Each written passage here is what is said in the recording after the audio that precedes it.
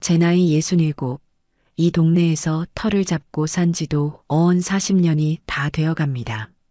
먼저 간 남편과 함께 벽돌 한 장 한 장, 손수 나르다시피 하며 올린 이 2층짜리 주택이 제 인생의 역사고 유일한 자랑거리죠. 2층은 제 살림집이고 아래층은 세를 줘서 그 월세로 혼자 사는 늙은이의 쏠쏠한 용돈벌이 겸 생활비가 되어 주었습니다. 1층에는 참 좋은 사람들이 살았어요. 결혼해서 아이 둘을 낳고 키우는 모습을 10년 가까이 지켜본 자식이나 다름없게 느껴지던 젊은 부부였죠. 그랬던 그들이 남편의 직장을 따라 멀리 지방으로 내려가게 되었다며 얼마 전 짐을 뺐습니다. 마지막 인사를 하러 온 젊은 내외의 눈시울이 붉어지는 것을 보니 제 마음도 덩달아 찡해지더군요. 어머니, 그동안 정말 감사했습니다. 명절 때 꼭 연락드릴게요. 꼭 제 며느리라도 되는 양살갑게 굴던 새댁의 손을 꼭 잡아주며 저는 애써 덤덤한 목소리로 말해주었습니다. 가서도 아프지 말고 애들 잘 키우고 무슨 일 있으면 언제든 전화하고 텅 빈 트럭이 골목을 돌아 사라지는 모습을 저는 한참이나 현관문에 기대서서 바라보았습니다. 북적이던 아랫집이 텅 비고 나니 집 전체가 텅 비어버린 것처럼 적막감이 흘렀어요. 하지만 그 허전함도 잠시뿐이었죠. 저는 언제나 그랬듯 다시 씩씩하게 팔을 걷어붙였습니다. 사람이 살지 않는 집은 금방 낡아버리는 법이니까요. 며칠에 걸쳐 1층 집 전체를 쓸고 닦기 시작했습니다. 창문을 활짝 열어 묵은 공기를 빼내고 겨우내 묵혀두었던 먼지를 털어냈어요. 반들반들 윤이 나도록 바닥을 닦고 혹시라도 보일러는 고장난 곳이 없는지, 수도는 새는 곳이 없는지 꼼꼼하게 살폈습니다. 10년의 세월이 묻어 손때가 탄 벽지는 큰맘 먹고 화사한 색으로 새로 도배까지 했어요. 새 집처럼 깨끗해진 1층 거실에 서서 땀을 닦고 있자니 마음 한구석이 뿌듯하면서도 왠지 모를 외로움이 스며들었습니다. 이 넓은 집에 결국 또 저 혼자 덩그러니 남았구나 싶은 생각이에요. 하지만 어쩌겠어요. 이게 제 인생인 것을요. 저는 그저 이 집을 잘 지키고 좋은 세입자를 다시 만나 남은 생을 조용하고 평화롭게 보내는 것. 그것 말고는 큰 욕심이 없었습니다. 그렇게 집 단장을 모두 마치고 부동산에 집을 내놓으려던 바로 다음 날 저녁이었습니다. 예고도 없이 아들 대명이와 며느리 은지가 평소에는 잘 싸우지도 않는 커다란 과일 상자를 하나 들고 저를 찾아왔더군요. 어머니, 저녁은 드셨어요? 저희가 맛있는 거 사왔는데. 아니, 웬일이냐? 전화도 없이. 저는 반가운 마음에 얼른 들어오라며 손짓했습니다. 하지만 식탁에 마주 앉은 아들 내외의 표정이 어딘지 모르게 어두워 보였어요. 며느리는 억지로 웃음을 짓는 듯했고 아들 녀석은 연신 한숨만 내쉬며 과일만 만지작거리고 있었죠. 무슨 일이 있구나 직감적으로 알 수 있었습니다. 대명아, 무슨 안 좋은 일 있니? 얼굴이 왜 그래? 제 물음에 아들은 기다렸다는 듯이 하소연을 시작했습니다. 어머니, 저랑 은지 정말 이대로는 못 살 것 같아요. 하늘 높은 줄 모르고 치솟는 전셋값에 매달 꼬박꼬박 나가는 월세에 월급은 받아도 통장에 남는 게 하나도 없어요. 옆에 있던 며느리도 금방이라도 울 것처럼 눈시울을 붉히며 거들었습니다. 그러게 말이에요, 어머니. 서울 하늘 아래 저희 이름으로 된 집 한 칸 갖는 게 소원인데 이자랑 월세 내다 보면 어느 천년에 돈을 모을지 모르겠어요. 정말 눈앞이 캄캄해요. 그들의 하소연을 듣고 있자니 제 마음도 편치 않았습니다. 하나뿐인 아들이 저렇게 힘든 소리를 하는데 어느 부모 마음이 좋겠어요. 하지만 제가 딱히 도와줄 방법도 없는 노릇이라 그저 위로의 말밖에 건넬 수가 없었습니다. 다들 그렇게 어렵게 사는 거지. 그래도 둘이 건강하게 벌고 있으니 아끼고 살다 보면 좋은 날이 오지 않겠냐. 바로 그때였습니다.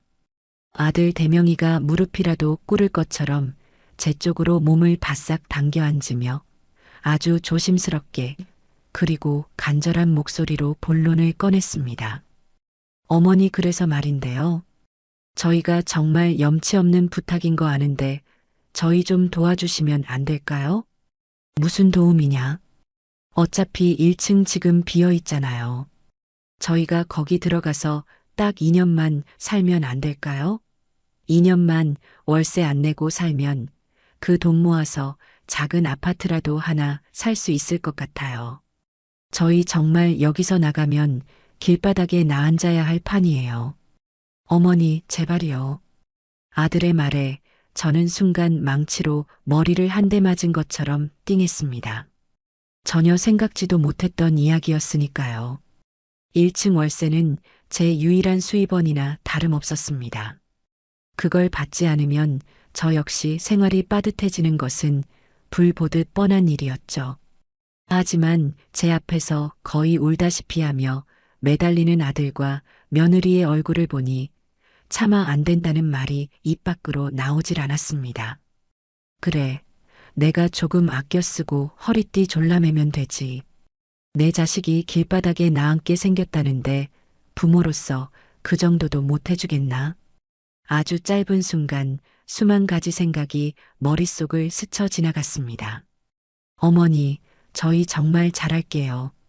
어머니 더 이상 외롭지 않게 매일 찾아뵙고 맛있는 것도 많이 해드릴게요. 네. 며느리까지 나서서 애원하는데 더는 버틸 재간이 없었습니다. 저는 깊은 한숨을 내쉬고는 결국 고개를 끄덕이고 말았습니다. 알았다. 그렇게 해라. 정말요, 어머니? 정말 그래도 돼요? 대신 조건이 있다. 저는 못을 박듯이 단호하게 말했습니다. 제 평생의 경험상 자식 간의 일이라도 돈 문제는 처음부터 확실하게 해두어야 뒤탈이 없는 법이니까요. 세는 안 받을 테니 너희가 쓰는 전기세나 가스비 같은 공과금은 너희가 정확하게 내야 한다. 그리고 이 넓은 집에 같이 사는데 생활비도 어느 정도는 보태야 할 게야. 그 조건 지킬 수 있겠냐? 제 말에 아들과 며느리는 얼굴에 화색이 돌며 약속이라도 한 듯이 고개를 세차게 끄덕였습니다. 그럼요, 어머니. 당연히 그래야죠. 걱정 마세요. 저희가 앞으로 어머니 더 잘 모실게요. 감사합니다, 어머니. 정말 감사합니다. 그렇게 제 허락은 떨어졌고 아들 내외는 일사천리로 1층에 자신들의 살림을 들여놓기 시작했습니다. 며칠 뒤 텅 비어 있던 아랫집은 다시 사람 사는 온기로 채워졌습니다. 쿵쾅거리며 짐을 나르는 소리, 정리하며 투닥거리는 소리, 웃음소리가 집 전체에 울려 퍼졌죠. 시끄럽기는 했지만 그 소음이 싫지만은 않았습니다. 오히려 적적했던 집에 다시 활기가 도는 것 같아 마음이 놓였어요. 이사 첫날 며느리는 정말로 자기가 한 말이 있어서인지 저녁상을 아주 푸짐하게 차려서 저를 1층으로 불렀습니다. 아들 녀석은 퇴근길에 좋은 술을 사와서는 제 잔을 채워주며 연신 고맙다는 말을 반복했죠. 어머니, 다 어머니 덕분입니다. 저희가 앞으로 2배, 3배로 효도할게요. 모처럼 세 식구가 둘러앉아 저녁을 먹으니 정말 사람 사는 것 같았습니다. 그래, 내가 잘한 결정일 거야. 자식 잘 되는 게 부모의 가장 큰 기쁨이지. 저는 그렇게 믿었습니다. 그날 밤 저는 오랜만에 아주 깊고 편안한 잠을 잘 수 있었습니다. 앞으로 우리 가족에게 펼쳐질 미래가 장밋빛 희망으로 가득 차 있을 것이라고 저는 굳게 믿어 의심치 않았습니다. 그것이 얼마나 어리석고 순진한 착각이었는지는 그리 오래지 않아 깨닫게 되었지만 말입니다. 아들 내외가 1층에 들어오고 한 달이라는 시간이 눈 깜짝할 사이에 흘러갔습니다. 처음 며칠간 느껴졌던 집안의 활기와 온기는 시간이 흐를수록 익숙함을 넘어 무관심으로 변질되어 갔어요. 며느리는 더 이상 저녁상을 차려 저를 부르는 일이 없었고 아들 녀석은 일이 바쁘다는 핑계로 밤늦게 들어와 얼굴 보기도 힘들었습니다. 물론 저도 다 이해하려고 노력했습니다. 젊은 사람들이 제 살 길 찾으려면 얼마나 바쁘고 고단하겠어요. 그저 제 집에서 편안하게 지내며 돈 열심히 모으기만 한다면 다른 것은 바라지도 않았습니다. 하지만 저의 그런 기대는 아주 순진한 착각에 불과했죠.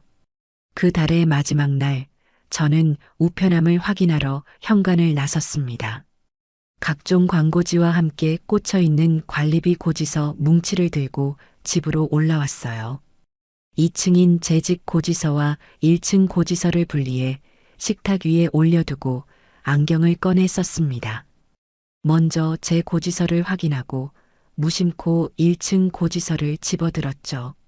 그리고 그 안에 찍힌 전기요금 숫자를 보는 순간 저는 제 눈을 의심하지 않을 수 없었습니다. 몇 번이고 눈을 비비고 다시 보았지만 숫자는 달라지지 않았어요. 아니, 이게 대체 무슨 금액이야? 입에서는 저도 모르게 탄식이 터져 나왔습니다. 이전 세입자였던 김 씨는 아이가 둘이나 있는 내 식구였음에도 한겨울에 난방을 아무리 많이 해도 이 정도 금액이 나온 적은 단 한 번도 없었습니다. 그들이 쓰던 평균 전기요금의 3배에 가까운 거의 중소기업 사무실에서나 나올 법한 금액이 찍혀 있었으니까요. 가스요금도 마찬가지였습니다. 제가 혼자 쓸 때보다 4배가 넘는 금액이었어요. 도대체 1층에서 밤새 뭘 하길래 이런 요금이 나오는 건지 제 머리로는 도저히 이해할 수가 없었습니다. 저는 고지서를 들고 아래층으로 내려갈까 잠시 망설였습니다.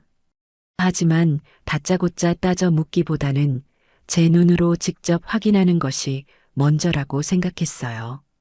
마침 얼마 전에 담근 열무김치가 맛있게 익은 것이 생각났습니다.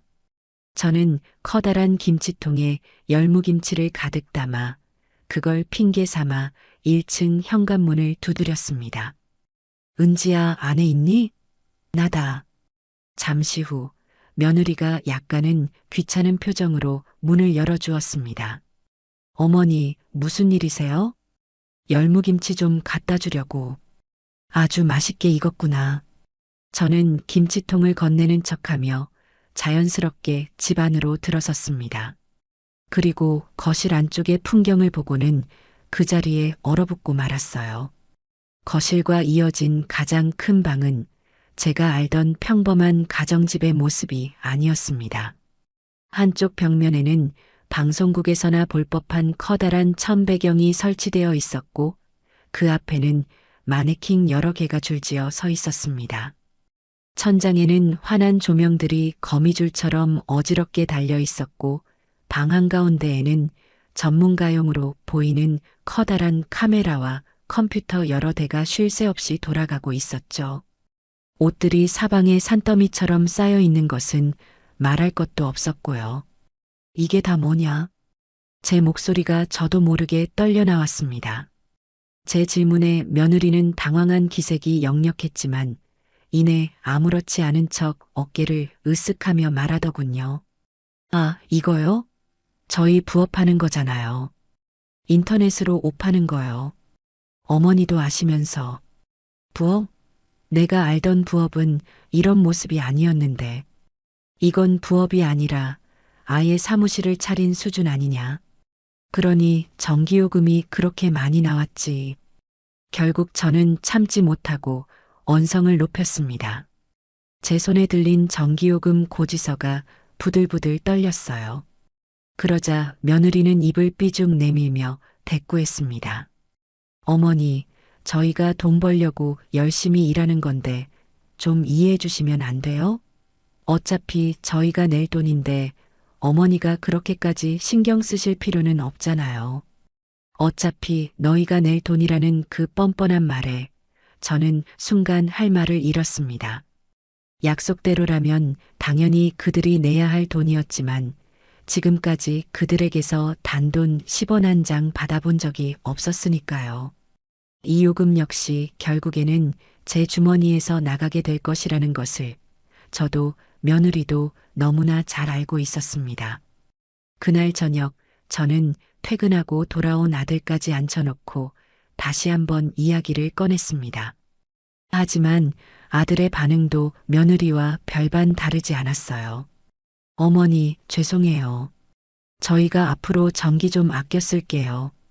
그런데 저희도 먹고 살려고 하는 일인데 너무 뭐라고 하진 마세요. 은지가 낮에 어머니 때문에 많이 속상해 했어요. 아들은 제 마음을 헤아리기는커녕 오히려 자기 아내의 편을 들며 저를 나무랐습니다. 저는 더 이상 이 문제로 그들과 입씨름해봐야 소용이 없다는 것을 깨달았습니다.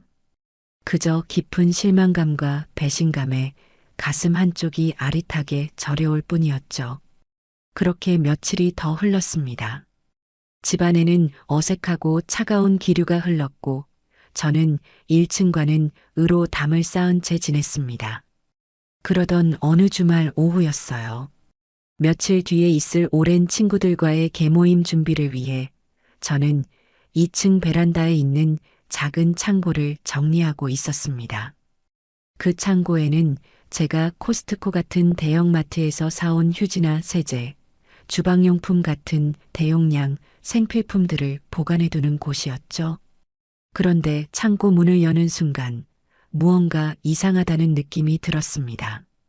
분명 지난달에 사서 가득 채워두었던 30롤짜리 두루마리 휴지 묶음이 절반 가까이 비어 있었고 커다란 액체 세제통도 눈에 띄게 가벼워져 있었어요. 이상하다. 내가 벌써 이렇게나 많이 썼을 리가 없는데. 고개를 갸웃거리며 창고를 둘러보는데 선반 구석에 놓아두었던 고급 각티슈 여러 개가 아예 통째로 사라진 것이 보였습니다. 저는 순간 설마 하는 마음이 들었습니다. 그리고 그 설마는 곧 끔찍한 확신으로 바뀌었습니다. 창문을 통해 1층 마당을 무심코 내려다보는데 며느리가 택배 상자를 포장하고 있는 모습이 보였습니다. 한창 주문이 많은 시간인지 그녀의 손놀림은 아주 분주했죠. 그런데 그녀가 옷을 담은 상자의 빈 공간을 채우기 위해 무언가를 집어넣는 모습이 제 눈에 똑똑히 들어왔습니다. 바로 제가 창고에서 애타게 찾던 그 고급 각티슈였어요. 그녀는 마치 자기 물건인 양 너무나도 자연스럽게 제 각티슈를 고객 사은품이라며 상자 안에 넣고 있었습니다. 저는 그 자리에 얼어붙은 채 한참 동안 아무 말도 할 수 없었습니다. 온몸에서 피가 차갑게 식는 기분이었어요. 전기요금이나 가스요금을 많이 쓰는 것은 철이 없어서 그렇다고 억지로 이해해 볼 수 있었습니다.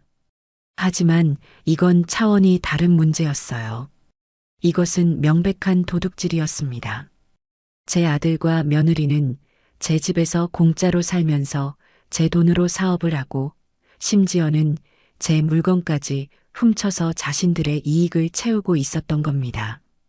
그들은 저를 어머니나 집주인으로 생각하는 것이 아니었습니다. 그저 자신들의 필요를 채워주는 마음대로 써도 되는 공짜 창고 정도로 여기고 있었던 거죠. 그날 저는 제 마음속에서 무언가 아주 중요한 것이 완전히 무너져 내리는 소리를 들었습니다. 며느리가 제 물건을 훔쳐 사은품으로 쓰고 있다는 사실을 알게 된 그날 이후 저는 며칠 동안 깊은 고민에 빠졌습니다. 이걸 어떻게 해결해야 할까? 당장이라도 내려가서 머리채라도 잡고 싶은 심정이었지만 그래서는 아무것도 해결되지 않을 거라는 걸 너무나 잘 알고 있었습니다. 감정적으로 대응하면 그들은 또다시 제가 예민하게 군다며 상황을 회피할 것이 뻔했으니까요. 마침내 그 달의 월말이 다가왔습니다. 저는 1층과 2층의 모든 공과금 고지서를 챙겨 들고 아들 내외가 모두 있는 저녁 시간을 기다렸습니다. 그리고는 굳은 표정으로 아래층으로 내려가 그들을 식탁에 마주 앉혔습니다. 벌써 월말이구나. 너희가 이 집에 들어오면서 분명히 약속했던 게 있었지. 제 차가운 목소리에 아들과 며느리는 서로의 눈치만 살피며 아무런 대답도 하지 못했습니다. 저는 고지서 뭉치를 식탁 위에 펼쳐 보이며 말을 이었습니다. 너희가 쓰는 공과금은 너희가 내고 생활비도 보태기로. 하지만 지난 한 달간 너희는 그 약속을 단 하나도 지키지 않았다.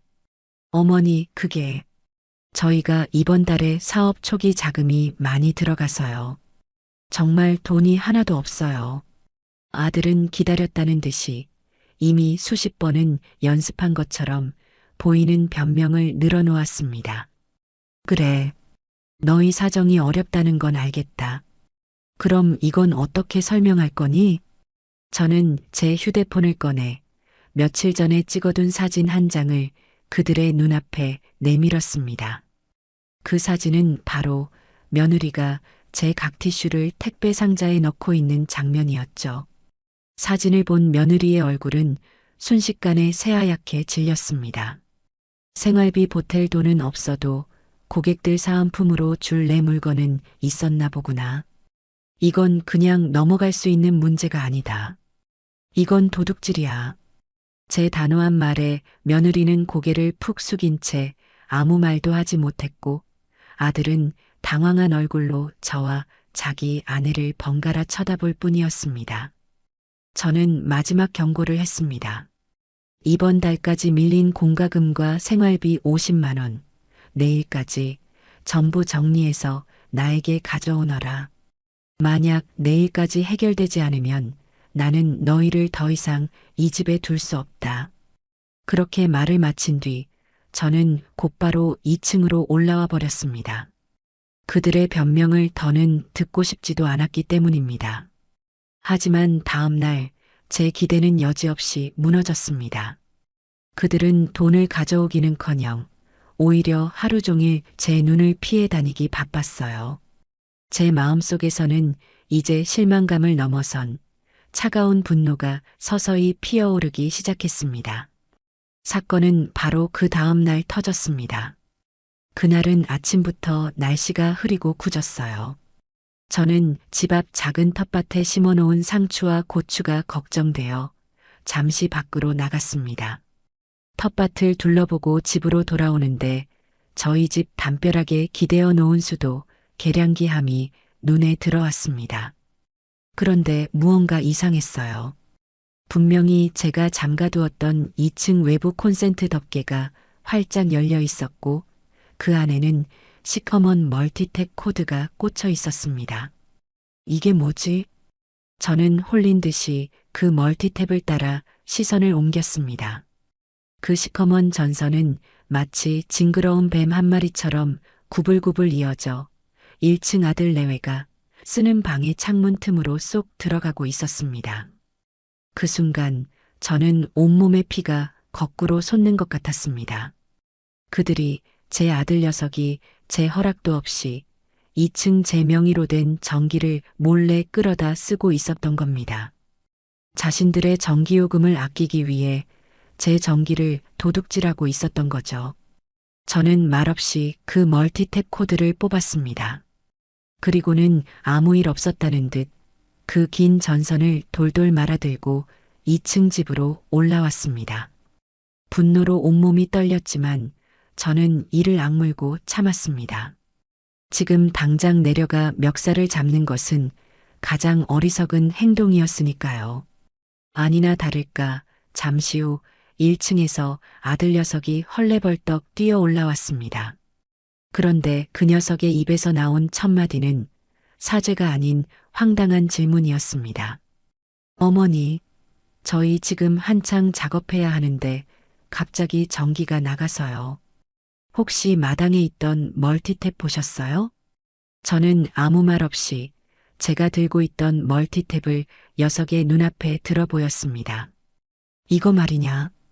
이게 왜 우리 집 콘센트에 꽂혀 있었는지 어디 한번 설명 좀 해보렴. 제 차갑고 조용한 목소리에 아들은 그제야 상황 파악이 된 듯 얼굴이 굳어졌습니다. 하지만 이내 뻔뻔하게도 믿을 수 없는 말을 내뱉더군요. 아니, 어머니 그게 그거 아니에요? 어머니 전기나 우리 전기나. 어차피 한 집인데.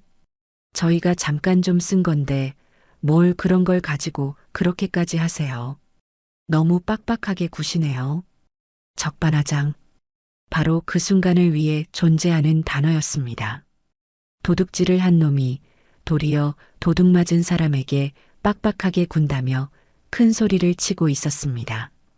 저는 그 순간 제 아들이라는 존재에 대한 모든 기대를 완전히 접었습니다. 이 녀석은 더 이상 제가 알던 제 속으로 낳은 아들이 아니었습니다. 그저 제 등골을 빼먹으려는 염치도 양심도 없는 기생충일 뿐이었습니다. 나가라. 제 입에서 나온 말은 그것뿐이었습니다. 네. 뭐라고요, 어머니?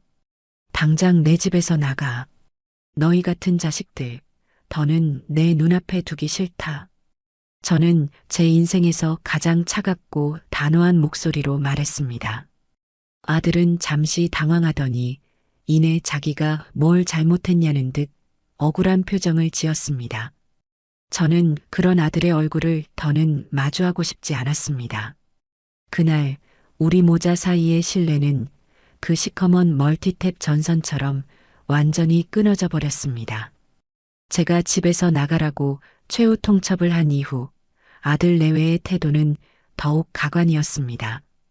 그들은 자신들의 잘못을 뉘우치기는커녕 오히려 제가 비정하고 매정한 엄마라는 듯 저를 없는 사람 취급하기 시작했어요.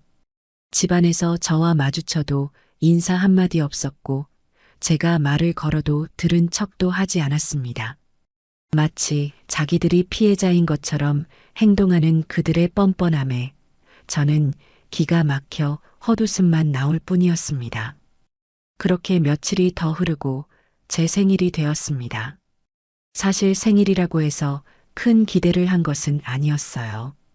그저 아들 내외가 어머니 생신 축하드려요라는 따뜻한 말 한마디와 함께 미역국이라도 한 그릇 끓여주지 않을까 하는 작은 바람 정도였죠. 하지만 그 작은 바람마저도 저에게는 너무나 큰 사치였습니다. 그날 저는 아침부터 혼자 미역국을 끓여 쓸쓸하게 밥을 먹었습니다. 아들 내외는 제가 생일이라는 사실조차 모르는 건지 아니면 알면서도 모르는 척하는 건지 아침 일찍부터 자기들 볼 일이 바쁘다며 밖으로 나가버렸어요. 저녁이 되어도 그들은 돌아오지 않았고 저는 결국 케이크 하나 없이 조용히 하루를 마무리해야 했습니다. 그래, 내가 무슨 부귀영화를 누리겠다고 자식들한테 기대를 하나. 그렇게 스스로를 다독이며 잠자리에 들려던 참이었습니다. 밤늦은 시간 현관문이 열리는 소리와 함께 아들 내외가 시끄럽게 웃고 떠들며 들어왔습니다. 그들의 손에는 커다란 쇼핑백이 들려 있었고 얼굴에는 만족스러운 미소가 가득했어요. 술까지 한 잔 걸쳤는지 두 사람의 볼은 불쾌하게 상기되어 있었습니다. 어머니, 아직 안 주무셨어요? 저희 왔어요. 아들이 거실 소파에 앉아 있는 저를 보고는 신이 나서 쇼핑백을 번쩍 들어 보였습니다. 이거 보세요. 저희 큰맘 먹고 최신형 노트북으로 바꿨어요. 완전 좋죠? 이제 이걸로 돈 더 열심히 벌어서 내년 어머니 생신에는 제가 꼭 명품 가방 하나 사드릴게요. 기대하세요.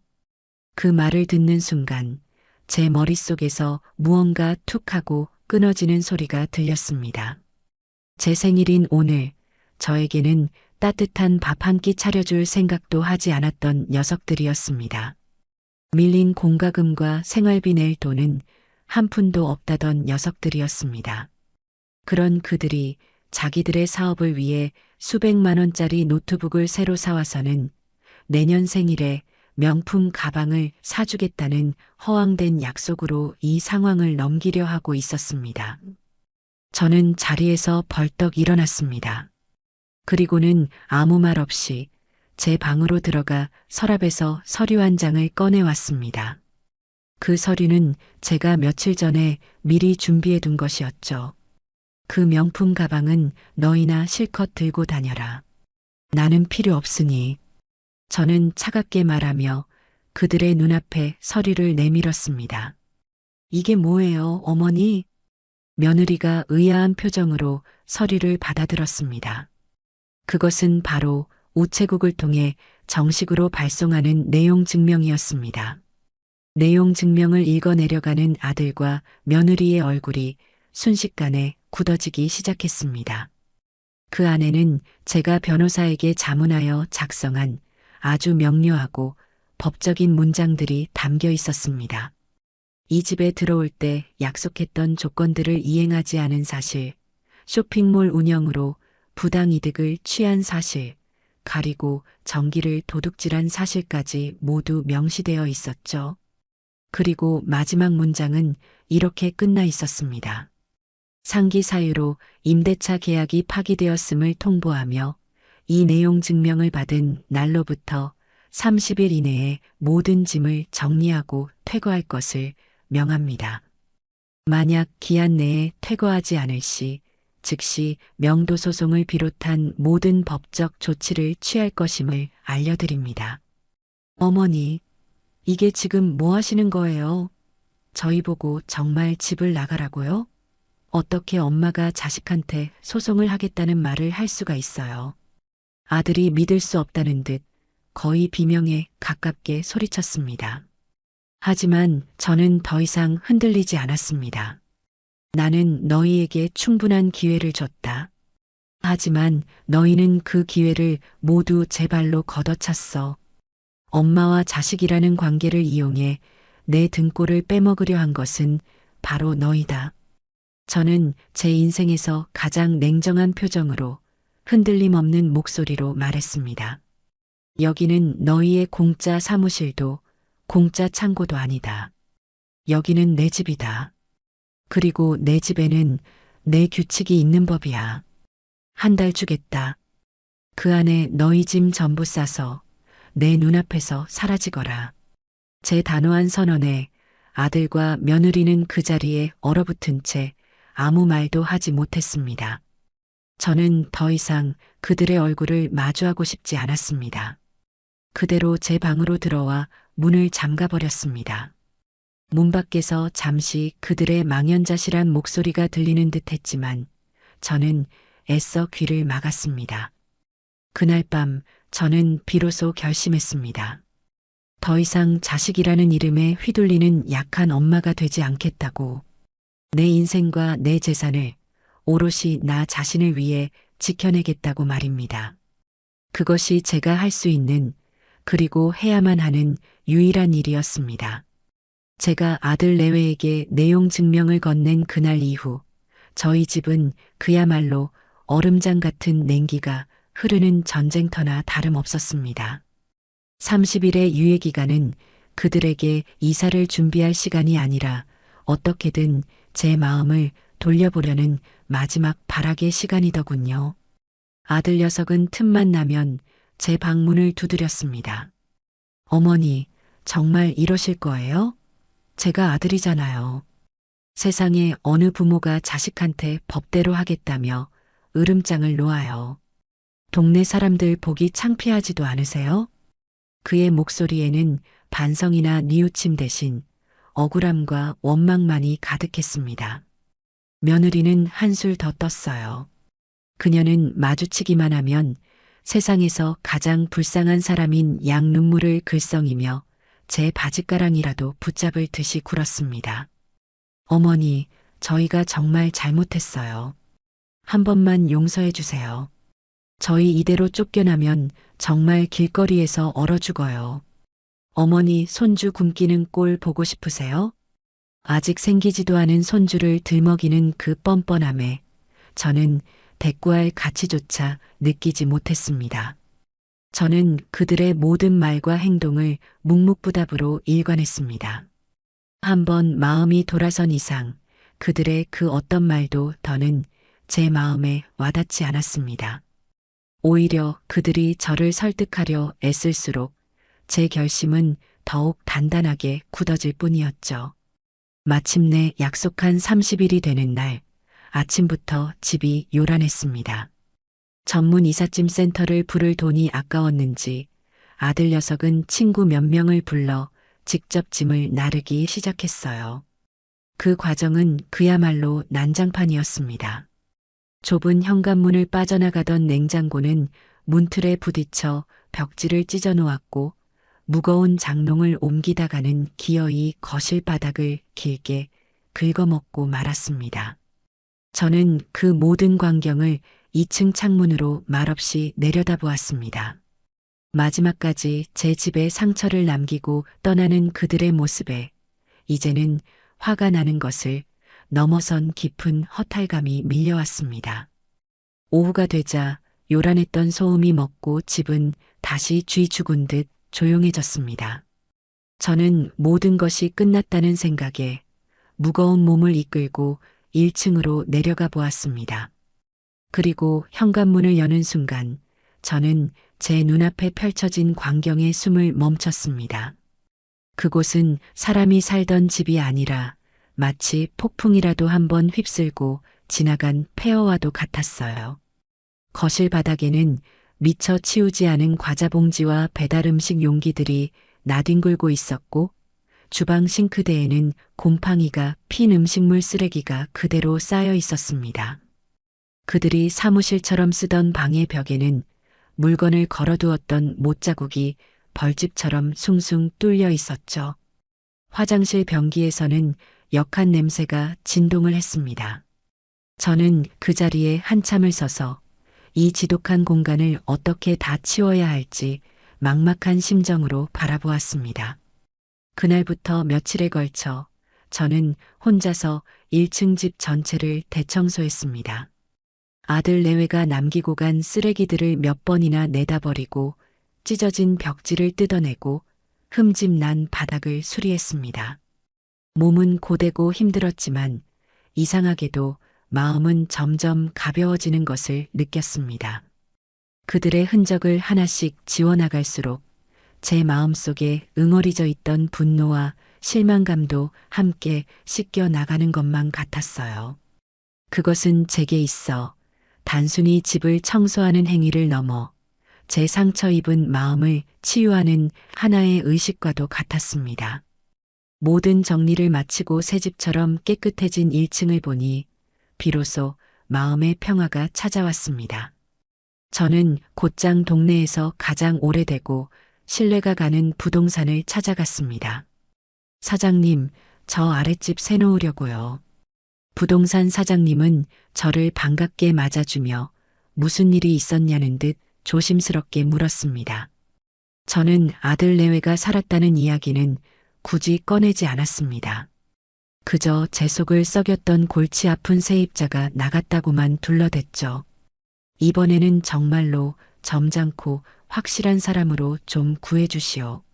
월세 좀 덜 받아도 좋으니 속 안 썩이고 조용히 살 사람으로요. 제 신신당부에 사장님은 걱정 말라며 큰 소리를 쳤습니다. 그리고 며칠 뒤 부동산에서 연락이 왔습니다. 아주 조건이 좋은 사람이 나타났다는 것이었죠. 집을 보러 온 사람은 박인규라는 이름의 40대 초반으로 보이는 남자였습니다. 인상이 참 서글서글하고 좋았어요. 값비싼 옷은 아니었지만 아주 단정하고 깔끔하게 차려입은 모습에서 신뢰감이 느껴졌습니다. 자신을 프리랜서 컨설턴트로 소개한 그는 조용히 글을 쓰고 연구할 공간이 필요해 이 동네를 찾게 되었다고 했습니다. 혼자 살기 때문에 시끄러울 일도 없고 집을 아주 깨끗하게 쓸 자신이 있다고 몇 번이고 강조하더군요. 그는 집을 둘러보는 내내 칭찬을 아끼지 않았습니다. 어르신, 집을 정말 예쁘고 깨끗하게 관리하셨네요. 햇빛도 잘 들고 조용해서 제가 찾던 바로 그런 곳입니다. 저는 그의 예의 바른 태도와 차분한 말투에 마음이 흡족했습니다. 아들 내외와는 비교도 할 수 없을 만큼 점잖고 교양 있는 사람이라는 생각이 들었죠. 계약을 거의 결정하려던 순간 그가 아주 조심스럽게 그리고 미안한 표정으로 제게 제안을 하나 했습니다. 어르신, 정말 죄송한 말씀이지만 제가 지금 다른 곳에 묶인 돈이 있어서 바로 들어올 수 있는 현금이 조금 부족합니다. 혹시 보증금을 1,000만 원 정도만 낮춰주실 수 없을까요? 대신 제가 월세는 시세보다 5만 원씩 더 얹어드리겠습니다. 절대로 월세 밀릴 일은 없을 겁니다. 그의 말을 듣는 순간 잠시 망설여졌습니다. 하지만 오죽 사정이 급하면 저럴까 하는 생각과 아들 녀석 때문에 힘들었던 기억이 겹쳐지면서 저도 모르게 마음이 약해지더군요. 성실해 보이는 젊은 사람이 딱한 사정을 이야기하는데 야박하게 거절하고 싶지 않았습니다. 알겠습니다. 그렇게 합시다. 나도 사장님 인상이 좋아서 믿고 해주는 거니 앞으로 문제 일으키지 말고 조용히 잘 살아줘요. 제 허락에 그는 거의 구세주라도 만난 사람처럼 기뻐하며 제게 몇 번이고 허리를 숙였습니다. 우리는 그 자리에서 바로 계약서를 작성했고 그는 약속대로 낮춰진 보증금과 첫 달 월세를 제 통장으로 바로 입금해 주었습니다. 며칠 뒤 박인규라는 남자는 단출한 짐과 함께 1층으로 이사 왔습니다. 그는 이삿날 떡을 한 상자 돌리는 것도 잊지 않았어요. 어르신, 앞으로 잘 부탁드립니다. 혹시 불편한 점 있으시면 언제든 말씀해 주세요. 그의 깍듯하고 선한 미소를 보며 저는 비로소 마음을 놓았습니다. 그래, 이번에는 정말 사람을 제대로 들였구나. 이제는 정말 아무 걱정 없이 조용하고 평화로운 날들만 남았을 거야. 하지만 그 평화가 폭풍전야의 고요함처럼 아주 짧고 기만적인 것이었다는 사실을 그때의 저는 까맣게 모르고 있었습니다. 어느 날 제가 무거운 장바구니를 들고 낑낑대며 계단을 오르고 있을 때였습니다. 1층에 살던 박인규 씨가 현관문을 열고 나오다 저를 보더니 화들짝 놀라며 달려와 제 손에서 짐을 빼앗다시피 받아들었습니다. 어르신, 이렇게 무거운 걸 혼자 다 드셨어요? 저를 부르시지 그러셨어요. 그는 성큼성큼 계단을 올라 제 2층 집 현관문 앞까지 모든 짐을 날라주었습니다. 숨을 헐떡이면서도 그는 환한 미소를 잃지 않았죠. 저는 그저 고맙고 미안해서 어쩔 줄을 몰랐습니다. 아이고, 고마워요. 안 그래도 무거워서 죽는 줄 알았는데. 뭐려? 앞으로는 장 보러 가실 때 꼭 저한테 말씀하세요. 제가 같이 가드릴게요. 그는 손을 내저으며 겸손하게 말하고는 잠시 후 다시 2층으로 올라왔습니다. 그의 손에는 시원한 주스 한 상자가 들려 있었어요. 어르신, 더운데 고생하셨으니 이거 드시고 기운 내세요. 혼자 계시는데 제가 아들 노릇이라도 해드려야죠. 그의 따뜻한 말 한마디에 저는 가슴 한구석이 뭉클해지는 것을 느꼈습니다. 제 친아들 녀석에게서는 단 한 번도 받아보지 못했던 종류의 다정함과 배려였습니다. 저는 그날 이후로 박인규라는 청년을 완전히 믿게 되었습니다. 그는 단순한 세입자가 아니라 외로운 저를 살뜰히 챙겨주는 좋은 이웃이자 아들 같은 든든한 존재라고 생각하게 되었죠. 저는 정말로 제가 인복이 많다고 하늘이 저를 불쌍히 여겨 저런 좋은 사람을 보내주셨다고 굳게 믿었습니다. 박인규 씨가 이사 온 후 2달이라는 시간이 평화롭게 흘러갔습니다. 하지만 3번째 달 월급날이 되었을 때 처음으로 약속이 어긋나기 시작했습니다. 월세를 내기로 한 날짜가 하루, 이틀이 지나도 제 통장은 조용했습니다. 저는 무슨 일이 있나 보다 생각하며 며칠을 더 기다렸지만 감감무소식이었어요. 결국 제가 먼저 조심스럽게 문자 메시지를 보냈습니다. 혹시 잊었나 해서 이번 달 월세가 아직 안 들어왔네요. 문자를 보낸 지 1분도 채 되지 않아 그에게서 다급한 목소리로 전화가 걸려왔습니다. 어르신, 정말 죄송합니다. 제가 정신이 없어서 완전히 깜빡했네요. 요즘 진행하는 프로젝트가 좀 꼬여서 클라이언트한테 받아야 할 돈이 며칠 늦어진다고 합니다. 정말 면목 없지만 사나흘만 더 기다려 주실 수 없을까요? 이자라도 쳐서 바로 보내드리겠습니다. 전화기 너머로 들려오는 그의 목소리는 진심으로 미안해하는 기색이 역력했습니다. 저는 오히려 제가 너무 독촉한 것 같아 미안한 마음이 들었어요. 알았어요. 사람이 살다 보면 그럴 수도 있지. 너무 걱정 말고 일 잘 해결되면 그때 보내줘요. 그리고 그는 정확히 나흘 뒤 약속했던 월세를 입금했습니다. 저는 역시 믿을 만한 사람이라고 생각하며 그 일을 대수롭지 않게 넘겼습니다. 하지만 그 다음 달 그는 또다시 월세를 늦었습니다. 이번에는 일주일이 넘도록 돈이 들어오지 않았어요. 제가 다시 연락을 하자 그는 이번에도 아주 그럴듯한 변명을 늘어놓았습니다. 어르신, 정말 드릴 말씀이 없습니다.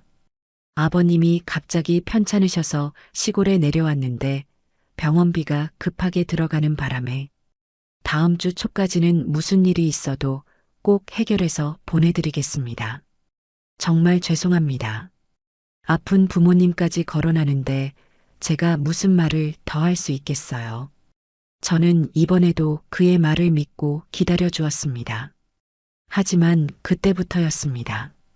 그의 월세는 매달 당연하다는 듯이 일주일, 열흘씩 늦어지기 시작했습니다. 변명도 가지각색이었어요. 노트북이 고장나서 새로 사야 했다. 교통사고가 나서 합의금을 물어주었다 등 듣고 있으면 정말 기구한 운명을 타고난 사람처럼 보일 정도였죠. 저는 슬슬 불안한 마음이 들기 시작했습니다. 그러던 어느 날 동네 친구들과 개모임을 하던 자리에서 무심코 1층 세입자 이야기를 꺼냈습니다. 제 이야기를 잠자코 듣고 있던 한 친구가 혀를 차며 제게 말했습니다. 정수가 너 사람 너무 믿는 거 아니니? 그거 딱 사기꾼들이 쓰는 수법이야. 처음에는 며칠 늦는 걸로 시작해서 사람 마음을 무디게 만들어. 그러다 나중에는 몇 달씩 밀리고 결국에는 보증금 다 까먹고 야반도주하는 거라고. 내가 그런 놈들 한두 번 본 줄 알아? 친구의 날카로운 지적에 저는 마치 찬물을 뒤집어 쓴 것 같았습니다. 설마 그렇게 인상 좋고 예의 바른 사람이 아닐 거야. 저는 애써 친구의 말을 부정했지만 마음 한구석에 피어오른 의심의 씨앗은 점점 더 크게 자라나고 있었습니다. 결국 저는 그 다음 달 월세가 또다시 늦어지자 큰 마음을 먹고 그와 직접 대면하기로 했습니다. 제가 아래층으로 내려가자 그는 마치 저를 기다렸다는 듯이 현관문을 열어주었습니다. 어르신, 무슨 일이세요? 우리 잠깐 이야기 좀 해요. 이렇게 매달 월세가 늦어지니 나도 더는 그냥 넘어가기가 힘드네. 대체 무슨 문제가 있는 건지 솔직하게 말해줘요. 제 진지한 말에 그의 얼굴에서 늘 보던 서글서글한 미소가 순간 사라졌습니다. 그리고는 아주 미묘하게 하지만 분명하게 다른 뉘앙스의 목소리로 대답하더군요. 어르신, 죄송하게 됐습니다. 제가 사정이 여의치 않은 건 사실입니다. 그런데 어르신도 아시겠지만 저도 법은 조금 압니다. 월세가 2달 이상 연체되지 않으면 집주인께서 법적으로 저한테 무언가 조치를 하기는 어려운 걸로 아는데요. 그 말을 듣는 순간 저는 온몸의 피가 차갑게 식는 것을 느꼈습니다. 그것은 변명이나 사과가 아니었습니다. 아주 정중한 말투로 포장된 명백한 협박이었어요. 자신의 법적 권리를 방패 삼아 앞으로도 계속 월세를 제때 내지 않겠다는 선전포고나 다름없었습니다.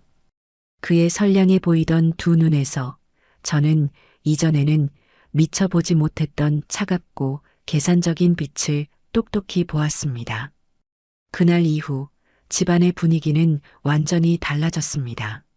얼마 지나지 않아 옆집 아주머니가 저를 찾아와 조심스럽게 불평을 털어놓았습니다. 정숙 씨, 혹시 1층에 무슨 일 있어? 밤마다 젊은 남자들이 들락거리면서 담배 피우고 시끄럽게 떠들어서 우리 집 애들이 잠을 설쳐. 조용한 사람인 줄 알았는데 아니었나 봐. 옆집 아주머니의 말은 충격적이었습니다. 프리랜서 컨설턴트라 조용히 지낸다던 그의 말은 모두 거짓말이었던 겁니다. 저는 그때부터 1층을 유심히 살피기 시작했습니다. 과연 밤이 되자 고급 외제차를 탄 낯선 젊은이들이 하나둘씩 1층 집으로 모여들었고 새벽까지 시끄러운 음악 소리와 웃음소리가 새어나왔습니다.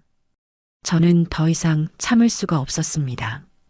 그날 밤 소음이 절정에 달했을 때 저는 1층으로 내려가 현관문을 세차게 두드렸습니다. 한참 뒤 술에 취해 비틀거리는 낯선 젊은이가 문을 열었습니다. 누구세요? 여기 집주인이요. 박인규 씨 좀 불러주시겠소? 제 말에 집안에서 박인규 씨가 느긋한 걸음으로 걸어 나왔습니다. 그의 표정에는 미안한 기색이라고는 조금도 찾아볼 수 없었어요. 오히려 왜 또 귀찮게 구느냐는 듯한 짜증이 서려 있었죠. 어르신, 이 밤중에 무슨 일이세요? 주무셔야죠. 이 난장판을 만들어 놓고 잠이 오게 생겼소? 당장 이 사람들 내보내고 조용히 하시오. 제 고함 소리에 그는 피식 웃으며 어깨를 으쓱했습니다. 어르신, 이 사람들은 제 손님들입니다. 제가 제 집에서 손님들하고 좀 놀겠다는데 그것까지 간섭하시는 건 너무 심한 거 아닙니까? 제 집이라는 그의 말에 저는 말문이 막혔습니다. 저는 그에게 월세도 제대로 받지 못하고 있었는데 그는 제 집을 마치 자기 소유인 양 마음대로 사용하고 있었던 겁니다. 실랑이를 벌이는 제 등 뒤로 문틈을 통해 집안의 광경이 보였습니다. 거실에는 여러 명의 남자들이 모여 앉아 카드로 도박을 하고 있었고 테이블 위에는 값비싼 양주병들이 어지럽게 널려 있었어요. 그 순간 저는 깨달았습니다. 그가 늦은 밤마다 벌이는 이 소란이 단순한 파티가 아니라는 것을요. 그날 밤 잠을 이루지 못하고 뒤척이는데 1층에서 또다시 무언가 시끄러운 소리가 들려왔습니다. 저는 가슴이 철렁 내려앉는 기분으로 조용히 계단을 내려가 1층 현관문에 귀를 기울였습니다. 문틈으로 박인규가 누군가와 통화하는 목소리가 희미하게 새어나오고 있었습니다. 그러니까 걱정 말라니까. 이 집 영감탱이는 혼자 사는 늙은이라 구워 삼기 쉬워. 내가 보증금도 싸게 들어왔겠다. 월세도 몇 달 밀렸겠다. 이제 배째라고 나오면 저쪽에서 소송 걸어도 최소 반년은 공짜로 사는 거야. 그동안 우리 아지트로 쓰면서 본전 뽑고도 남는다니까. 너희도 방 하나씩 줄 테니 월세만 나한테 꼬박꼬박 내라고. 그의 말을 듣는 순간 제 머릿속에 모든 퍼즐 조각이 맞춰졌습니다. 그는 처음부터 저를 속일 작정이었습니다. 저의 외로움과 동정심을 교묘하게 이용해 헐값에 보증금을 내고 들어왔고 이제는 불법으로 다른 사람들에게 제 임대를 주며 이익을 챙기고 있었던 겁니다. 그리고는 법의 허점을 이용해 제 집에서 최대한 오래 버티며 저를 괴롭힐 계획이었던 거죠. 저는 현관문 손잡이를 붙잡은 채 분노와 배신감으로 온몸을 부들부들 떨어야 했습니다. 제 선의와 믿음이 이렇게 처참하게 짓밟힐 수 있다는 사실에 눈앞이 캄캄해졌습니다. 다음 날 아침 저는 밤새 한숨도 자지 못해 퀭한 눈으로 동이 트는 것을 맞이했습니다. 분노와 배신감으로 온몸이 떨렸지만 이대로 당하고만 있을 수는 없었습니다. 저는 어젯밤 그가 했던 말을 똑똑히 기억하고 있었어요. 소송 걸어도 최소 반년. 그 말은 그가 법을 아주 잘 알고 있다는 뜻이었고, 저 역시 감정적으로만 대응해서는 안 된다는 경고였습니다. 저는 곧바로 옷을 챙겨 입고 집을 나섰습니다. 그리고는 우체국으로 가 제 인생에서 두 번째 내용 증명을 작성했습니다. 수신인은 박인규. 내용은 불법 전대차 및 계약서에 명시되지 않은 이들의 무단거주, 그리고 심각한 소음, 유발 등 명백한 계약 위반 사항을 근거로 임대차 계약의 해지를 통보하며 일주일 이내에 즉시 퇴거할 것을 요구하는 것이었습니다. 내용 증명을 보내고 집으로 돌아오자 박인규가 집 앞에서 저를 기다리고 있었습니다. 그의 손에는 제가 보낸 내용 증명이 구겨진 채 들려 있었어요. 그의 얼굴에서는 더 이상 예의 바르던 청년의 모습은 찾아볼 수 없었습니다. 오직 비열한 조소만이 가득했죠. 어르신, 이런 종이 쪼가리 보내시면 제가 겁먹고 나갈 줄 아셨어요? 어차피 법대로 가면 시간은 제 편인데. 괜히 돈 쓰고 고생하지 마시고 그냥 조용히 계시는 게 어떠실지. 그의 뻔뻔하고 오만한 태도에 저는 더 이상 대화를 이어갈 필요가 없다고 판단했습니다. 저는 그를 무시하고 2층으로 올라가 버렸습니다. 그날 이후 그의 본격적인 괴롭힘이 시작되었습니다. 그는 마치 보란 듯이 매일 밤 더 많은 사람들을 집으로 불러들여 광란에 가까운 파티를 벌였습니다. 시끄러운 음악 소리와 고함 소리가 벽을 타고 올라와 저는 제 집에서도 잠을 이룰 수가 없었습니다. 경찰에 신고를 해도 소용없었어요. 경찰이 출동하면 잠시 조용해졌다가 돌아가고 나면 언제 그랬냐는 듯이 다시 소란을 피웠으니까요. 심지어 그는 저를 약 올리기 위해 일부러 공동 현관과 계단에 담배꽁초와 쓰레기를 버리기 시작했습니다. 제가 평생을 쓸고 닦으며 가꿔온 깨끗한 집은 순식간에 악취가 진동하는 쓰레기장으로 변해갔습니다.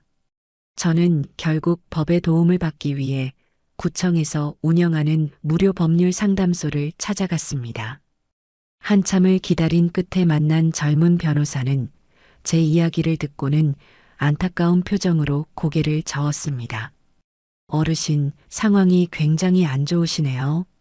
물론 명백한 계약 위반이라 명도 소송을 진행하면 승소할 수는 있습니다. 하지만 아시겠지만 소송이라는 게 시간이 정말 오래 걸립니다. 짧아도 6개월, 길어지면 1년도 넘게 걸릴 수 있어요. 그동안 어르신께서 받으실 스트레스는 물론이고 변호사 선임 비용이나 소송 비용도 만만치 않으실 텐데. 변호사의 말은 제게 희망이 아닌 절망을 안겨주었습니다. 법은 제 편이었지만 그 법의 심판을 받기까지의 과정은 너무나도 길고 험난했습니다. 돈 없고 힘없는 늙은이가 혼자서 감당하기에는 너무나도 벅찬 싸움이었죠. 저는 상담실을 나오며 깊은 무력감에 빠졌습니다. 집으로 돌아오는 길, 발걸음은 천근만근 무거웠습니다. 그런데 집 앞에 거의 다다랐을 때 박인규가 담벼락에 기대서서 저를 기다리고 있는 것을 발견했습니다. 그는 제가 법률 상담을 받고 온 것을 어떻게 알았는지 비웃음 가득한 얼굴로 제게 다가왔습니다. 어르신, 어디 다녀오세요? 표정이 안 좋으신 걸 보니 변호사 만나고 오셨나 보네. 그 사람도 저 못내 쫓는다고 하죠? 괜한 고생하지 마시라니까. 그의 조롱 섞인 말투에 저는 겨우 버티고 있던 이성의 끈을 놓칠 뻔했습니다. 하지만 저는 이를 악물고 그를 외면했습니다. 그러자 그는 제 등 뒤에 대고 더욱 잔인한 말을 속삭였습니다. 제가 좋은 제안 하나 할까요? 어르신이 저한테 이사비로 한 500만 원 정도 챙겨주시면 제가 그냥 조용히 나가드릴게요. 소송비보다는 훨씬 쌀 텐데. 어때요? 그 말을 듣는 순간 저는 그 자리에 못 박힌 듯 멈춰 섰습니다. 그는 제 집에서 월세도 안 내고 살면서 불법으로 돈벌이를 하고 저를 괴롭히는 것도 모자라 이제는 저에게 돈까지 뜯어내려 하고 있었습니다. 인간이 어디까지 추악해질 수 있는지를 저는 제 눈으로 똑똑히 목격하고 있었습니다. 그날 이후 저의 하루는 지옥과도 같았습니다. 밤에는 소음 때문에 잠을 설쳤고 낮에는 그의 조롱과 마주칠까 두려워 집 밖으로 나가는 것조차 꺼려졌습니다. 입맛을 잃어 몸무게는 눈에 띄게 줄었고 신경쇠약으로 밤마다 악몽에 시달렸어요. 제 손으로 평생을 가꿔온 이 집이 이제는 저를 가두는 거대한 감옥처럼 느껴졌습니다. 누구에게도 도움을 청할 수 없다는 고립감, 이 문제를 혼자서는 도저히 해결할 수 없을 것이라는 깊은 절망감에 저는 하루하루 말라가고 있었습니다. 저는 그때 제 인생에서 가장 외롭고 막막한 시간을 보내고 있었습니다. 제 집이 제 인생이 송두리째 악취나는 감옥으로 변해버린 지 한 달이 넘어가고 있었습니다. 밤에는 1층에서 울려 퍼지는 시끄러운 음악과 정체 모를 남자들의 고함 소리에 잠을 이룰 수 없었고, 낮에는 현관문을 열고 나서는 것조차 두려웠습니다. 문 밖에는 어김없이 박인규가 심어놓은 지뢰 같은 담배꽁초와 쓰레기들이 널려 있었고, 혹시라도 그와 마주치기라도 하면 온몸의 피가 차갑게 식는 기분이 들었기 때문입니다. 어르신, 오늘도 얼굴이 반쪽이시네. 소송 준비하시느라 잠을 못 주무시나 봐요. 그러게 제가 말씀드렸잖아요. 그냥 저한테 이사비 좀 챙겨주시면 서로 편하게 끝날 일이었다니까요. 그의 비아냥거림은 제 영혼을 갉아먹는 독과도 같았습니다. 저는 하루가 다르게 쇠약해졌어요. 입맛이 없어 밥을 넘기기가 힘들었고 밤에는 악몽에 시달리다 깨기를 반복했습니다. 거울에 비친 제 모습은 불과 몇 달 전과는 비교도 할 수 없을 만큼 깡마르고 초췌해져 있었습니다. 평생을 꼿꼿하게 누구에게도 아쉬운 소리 안 하고 살아왔던 제 자존심은 산산조각이 나버렸죠. 이러다 내가 저 악마 같은 놈보다 먼저 쓰러지겠구나.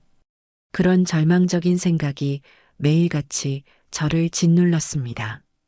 그러던 어느 날 오후였습니다.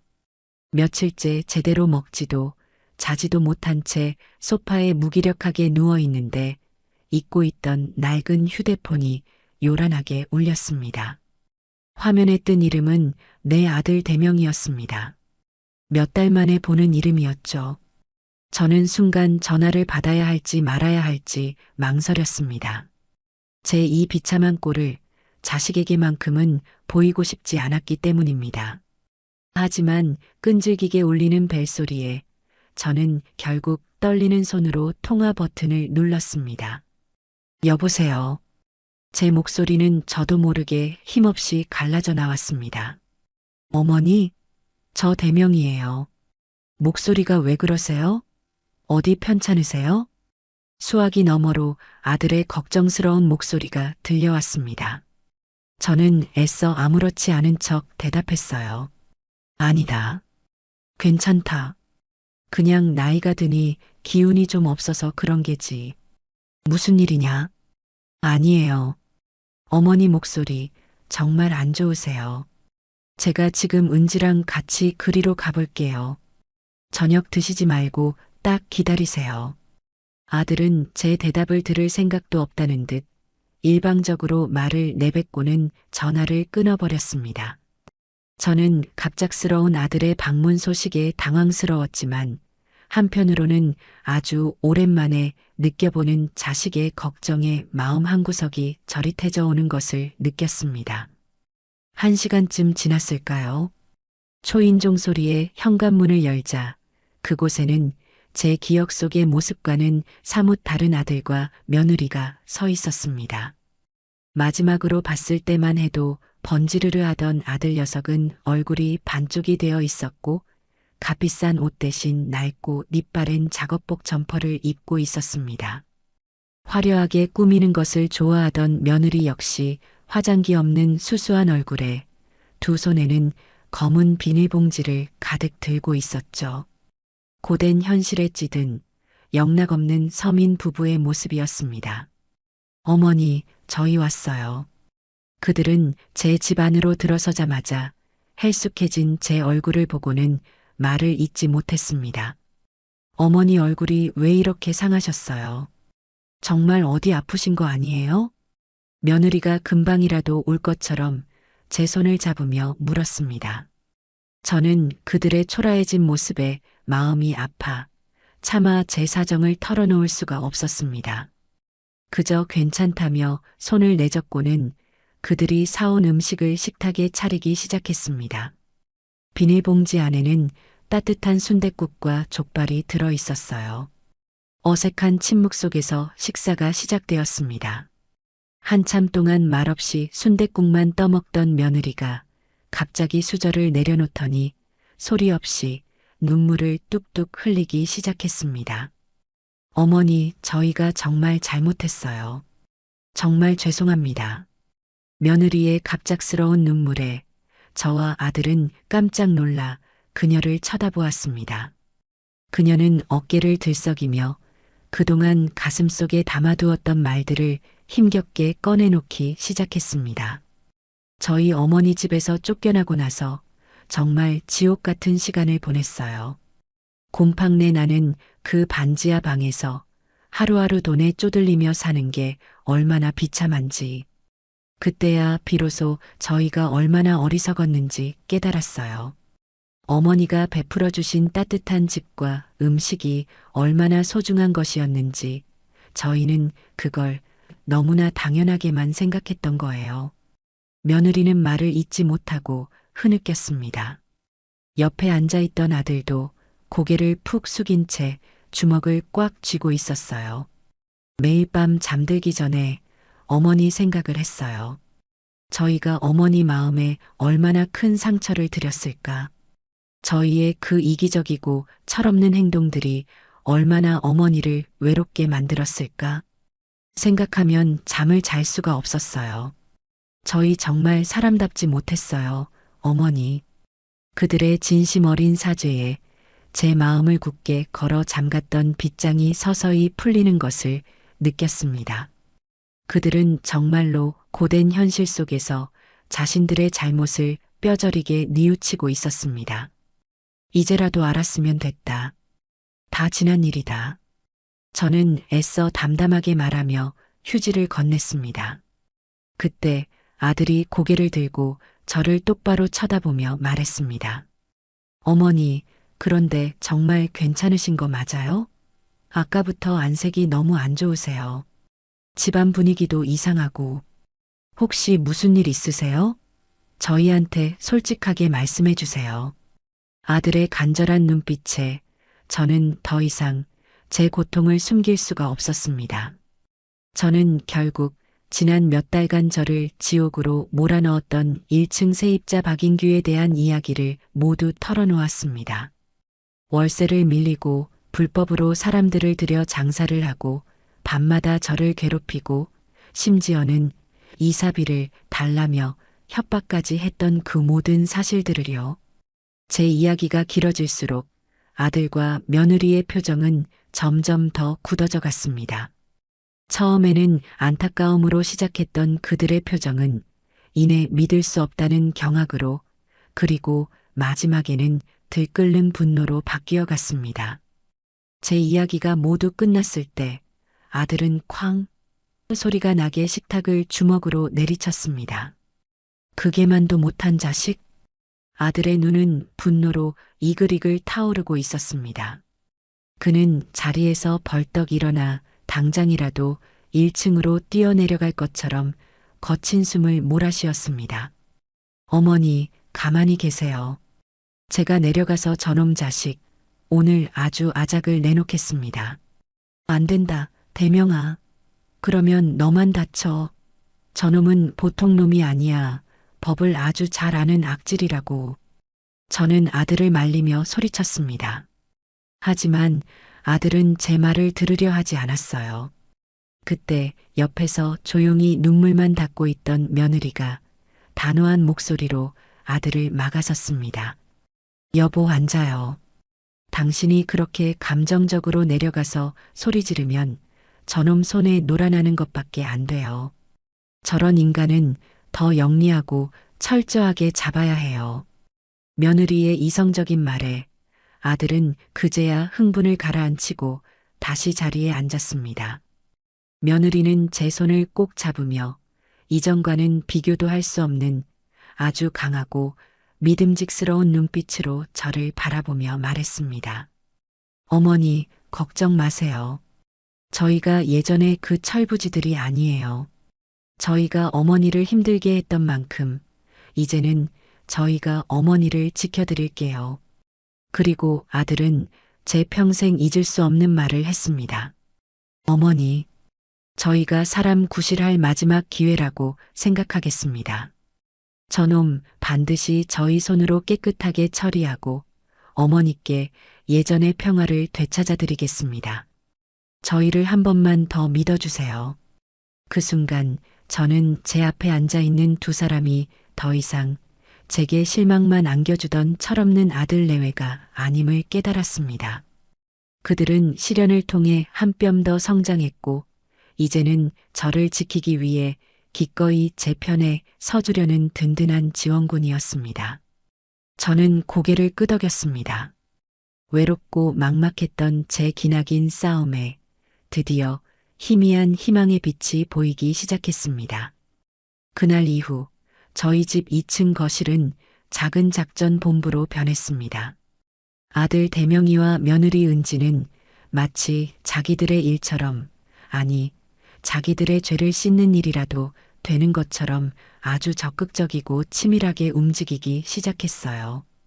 우리는 매일 저녁 식탁에 둘러앉아 그날 수집한 정보들을 공유하고 앞으로의 계획을 세웠습니다. 일단 저놈에 대해 아는 게 아무것도 없으니 뒷조사부터 시작해야 해요. 며느리가 노트북을 펼치며 말했습니다. 그녀는 예전에 쇼핑몰을 운영했던 경험을 살려 인터넷을 다루는 솜씨가 아주 능숙했어요. 이름, 나이, 직업 전부 다 거짓말일 가능성이 높아요. 인터넷에 전문 세입자 사기꾼이라고 검색해보니 수법이 아주 비슷하네요. 집주인들이 모이는 인터넷 카페 같은 곳에 분명히 저놈한테 당한 다른 피해자들이 있을 거예요. 며느리는 그날부터 밤을 새워가며 손가락이 보이지 않을 정도로 컴퓨터 자판을 두드렸습니다. 그녀는 악성 세입자 고발, 월세 떼먹는 사람들 같은 이름의 수십 개가 넘는 인터넷 커뮤니티에 가입해 박인규라는 이름과 그의 인상착에 그리고 그가 사용했던 수법들을 키워드로 샅샅이 검색하기 시작했습니다. 그것은 마치 광활한 모래사장에서 바늘 하나를 찾는 것처럼 아주 고되고 막막한 작업이었습니다. 아들은 아들대로 몸으로 직접 부딪히는 역할을 맡았습니다. 저놈이 제일 무서워하는 건 증거예요. 우리가 법적으로 흠잡을 수 없는 명백한 증거를 모아야 해요. 아들은 다음 날 어디서 구해왔는지 작은 소형 녹음기와 고화질의 동영상 촬영이 가능한 손목 시계를 차고 나타났습니다.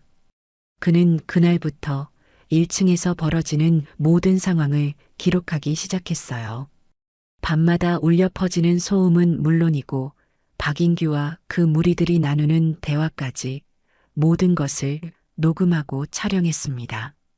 저는 아들이 위험한 일에 휘말릴까봐 걱정이 되어 말렸지만 아들의 결심은 단호했습니다. 어머니, 걱정 마세요. 저놈한테 들키지 않게 조심할게요. 제가 어머니 속 썩인 거 생각하면 이 정도 고생은 아무것도 아니에요. 아들은 매일 밤 잠도 자지 않고 1층 현관문 앞 복도에 쪼그리고 앉아 소리를 녹음했고, 낮에는 일부러 집 주변을 산책하는 척하며 1층을 드나드는 낯선 사람들의 얼굴과 차량 번호를 모두 촬영했습니다. 그의 수첩에는 날짜별로, 시간대별로 1층에서 벌어진 모든 일들이 빼곡하게 기록되어 갔습니다. 저는 그런 아들과 며느리를 위해 제가 할 수 있는 일을 했습니다. 바로 이웃들을 제 편으로 만드는 것이었죠. 저는 그동안 박인규 때문에 소음 피해를 봤던 옆집과 앞집을 일일이 찾아다녔습니다. 옆집 아주머니, 그동안 1층 때문에 시끄러워서 힘드셨죠. 정말 죄송합니다. 저는 제 세입자가 일으킨 문제에 대해 먼저 진심으로 사과를 했습니다. 그리고는 지금 제 아들과 며느리가 그를 내보내기 위해 증거를 모으고 있다는 사실을 솔직하게 털어놓았어요. 부탁이 있습니다. 아주머니께서 그동안 겪으셨던 피해 사실을 간단하게라도 좀 적어주실 수 없을까요? 이웃들의 증언이 저에게는 아주 큰 힘이 될 겁니다. 처음에는 남의 일에 휘말리기 싫다며 꺼리던 이웃들도 있었습니다. 하지만 자기 일처럼 발벗고 나선 아들의 끈질긴 설득과 진심으로 용서를 구하는 제 모습에 결국 마음을 열어주었습니다. 알았어요.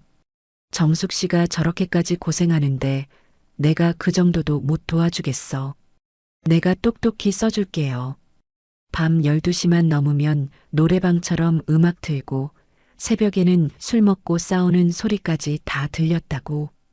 그렇게 우리는 옆집, 앞집, 그리고 대각선 집까지 박인규의 소음으로 인해 피해를 본 이웃들의 자필 진술서, 즉 탄원서를 여러 장 확보할 수 있었습니다.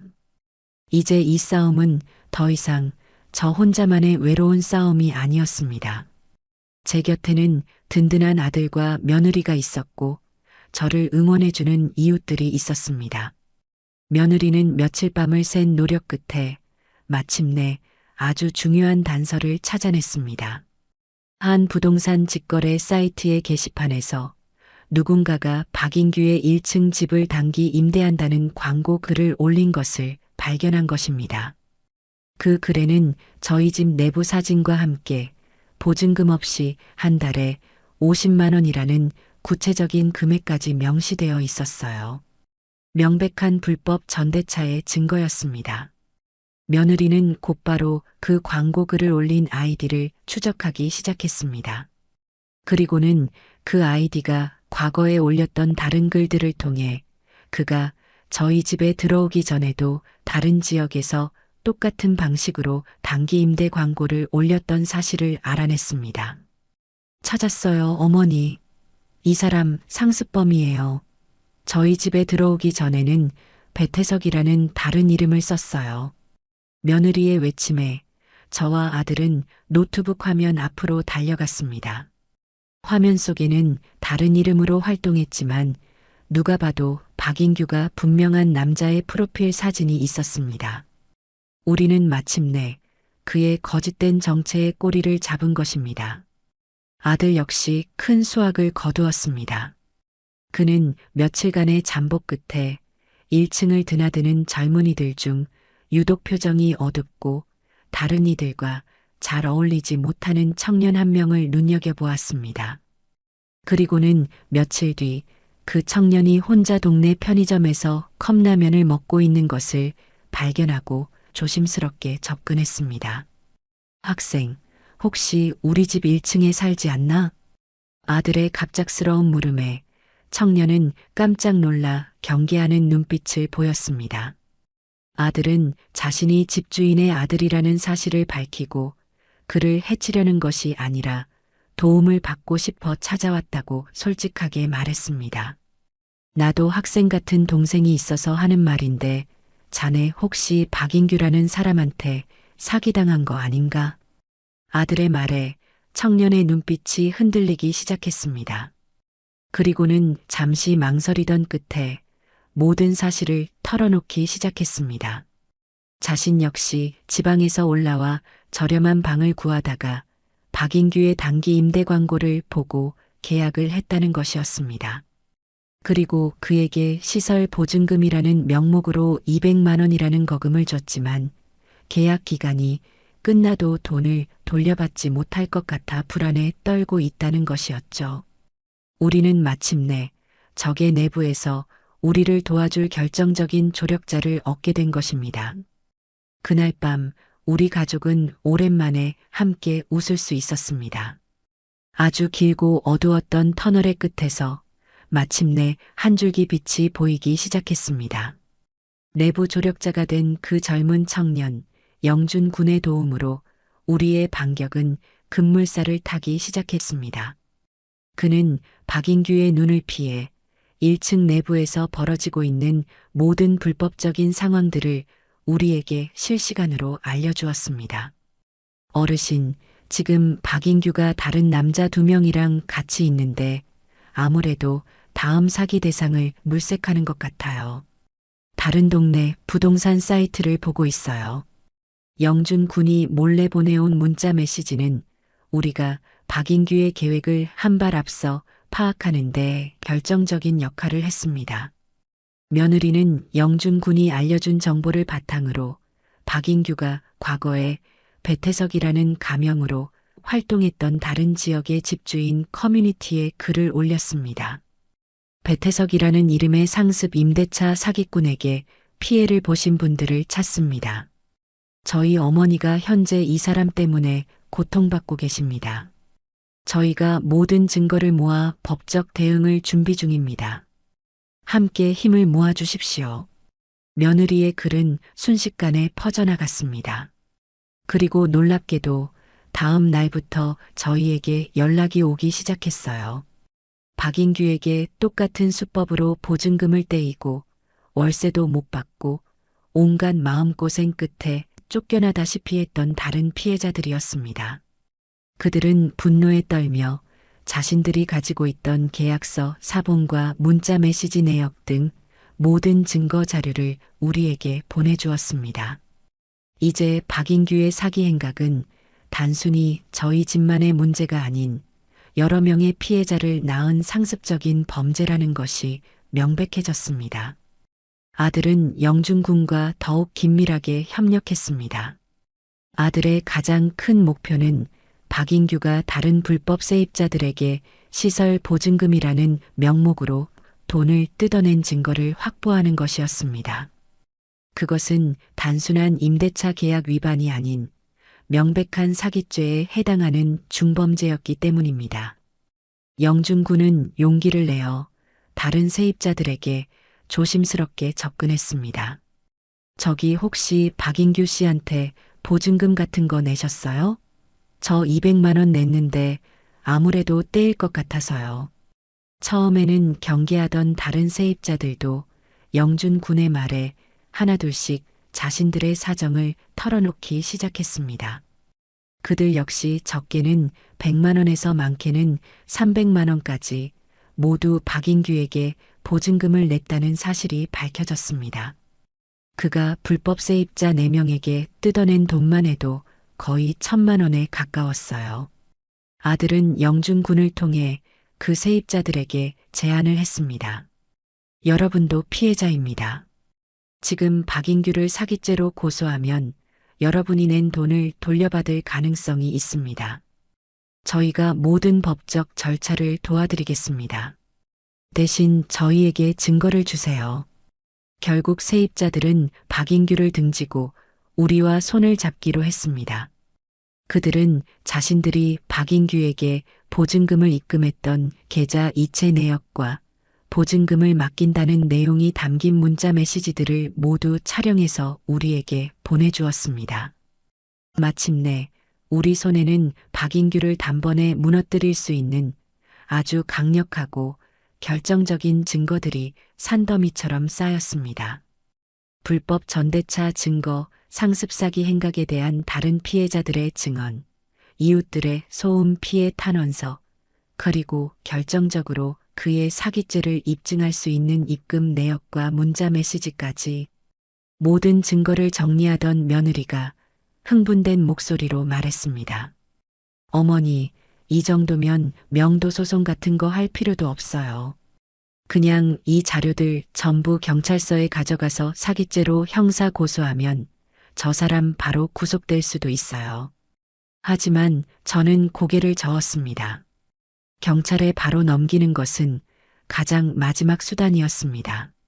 저는 그에게 제 손으로 직접 마지막 심판을 내리고 싶었습니다. 그가 제게 그랬던 것처럼 법이라는 이름 아래에서 아주 천천히 그리고 고통스럽게 말려 죽이는 대신 가장 빠르고 확실한 방법으로 제 집에서 끌어내고 싶었어요. 저는 아들에게 말했습니다. 대명아, 이제 마지막 단판을 할 때가 된 것 같다. 저놈을 밖으로 불러내거라. 아들은 제 의도를 알아차리고 비장한 표정으로 고개를 끄덕였습니다. 그는 곧바로 박인규에게 전화를 걸었습니다. 박인규 씨, 나요. 이 집 아들. 더 이상 숨바꼭질은 그만하고 남자답게 얼굴 보고 이야기합시다. 내일 저녁 6시에 동네 앞 카페에서 봅시다. 당신이 그동안 저지른 짓에 대한 모든 증거, 내가 다 들고 나갈 테니. 아들의 당당한 태도에 박인규는 잠시 당황하는 듯 했지만 이내 코웃음을 치며 제안을 받아들였습니다. 아마도 자기가 법적으로 유리하다는 사실을 믿고 우리를 얕잡아 본 것이겠지요. 그날 밤 저는 제 방 서랍 깊숙한 곳에 넣어두었던 낡은 녹음기 하나를 꺼냈습니다. 그것은 오래전 남편이 살아있을 때 취미로 쓰던 작은 녹음기였죠. 저는 그 녹음기에 새 건전지를 끼우고 작동이 잘 되는지 몇 번이고 확인했습니다. 그리고 다음 날 결전의 시간이 다가왔습니다. 우리 가족은 약속 장소인 카페로 향했습니다. 제 작은 손가방 안에는 내일의 대화를 기록할 작은 녹음기가 조용히 숨쉬고 있었습니다. 제 마음속에는 더 이상 두려움이나 불안감은 없었습니다. 오직 차갑고 단단한 결심만이 자리 잡고 있었죠. 이제 이 지긋지긋한 노름의 규칙은 바로 내가 정한다. 그 생각뿐이었습니다. 결전의 날 약속한 저녁 6시가 되기 30분 전 우리 세 사람은 미리 약속 장소인 동네 앞 카페에 도착했습니다.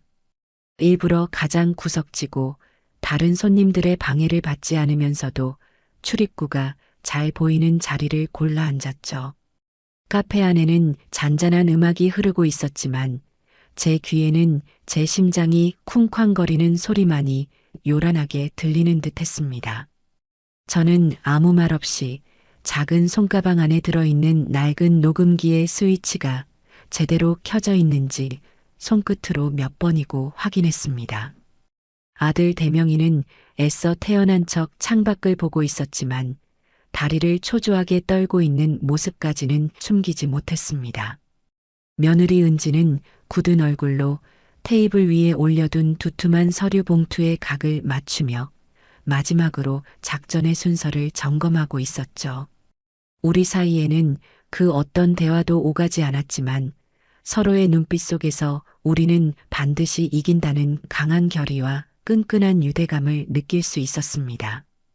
정확히 6시가 되자 카페 문이 열리며 박인규가 모습을 드러냈습니다. 그는 마치 제왕이라도 된 것처럼 거만하고 여유로운 표정으로 카페 안을 한번 쓱 둘러보더니 우리를 발견하고는 비웃음 가득한 미소를 지으며 다가왔습니다. 그는 우리 맞은편 의자에 깊숙이 몸을 던지듯 앉으며 다리를 꼬고 팔짱을 꼈습니다. 어이구, 일가족이 총출동하셨네. 그래서 나한테 보여주겠다는 대단한 증거라는 게 대체 뭡니까? 어디 한번 드러나 봅시다.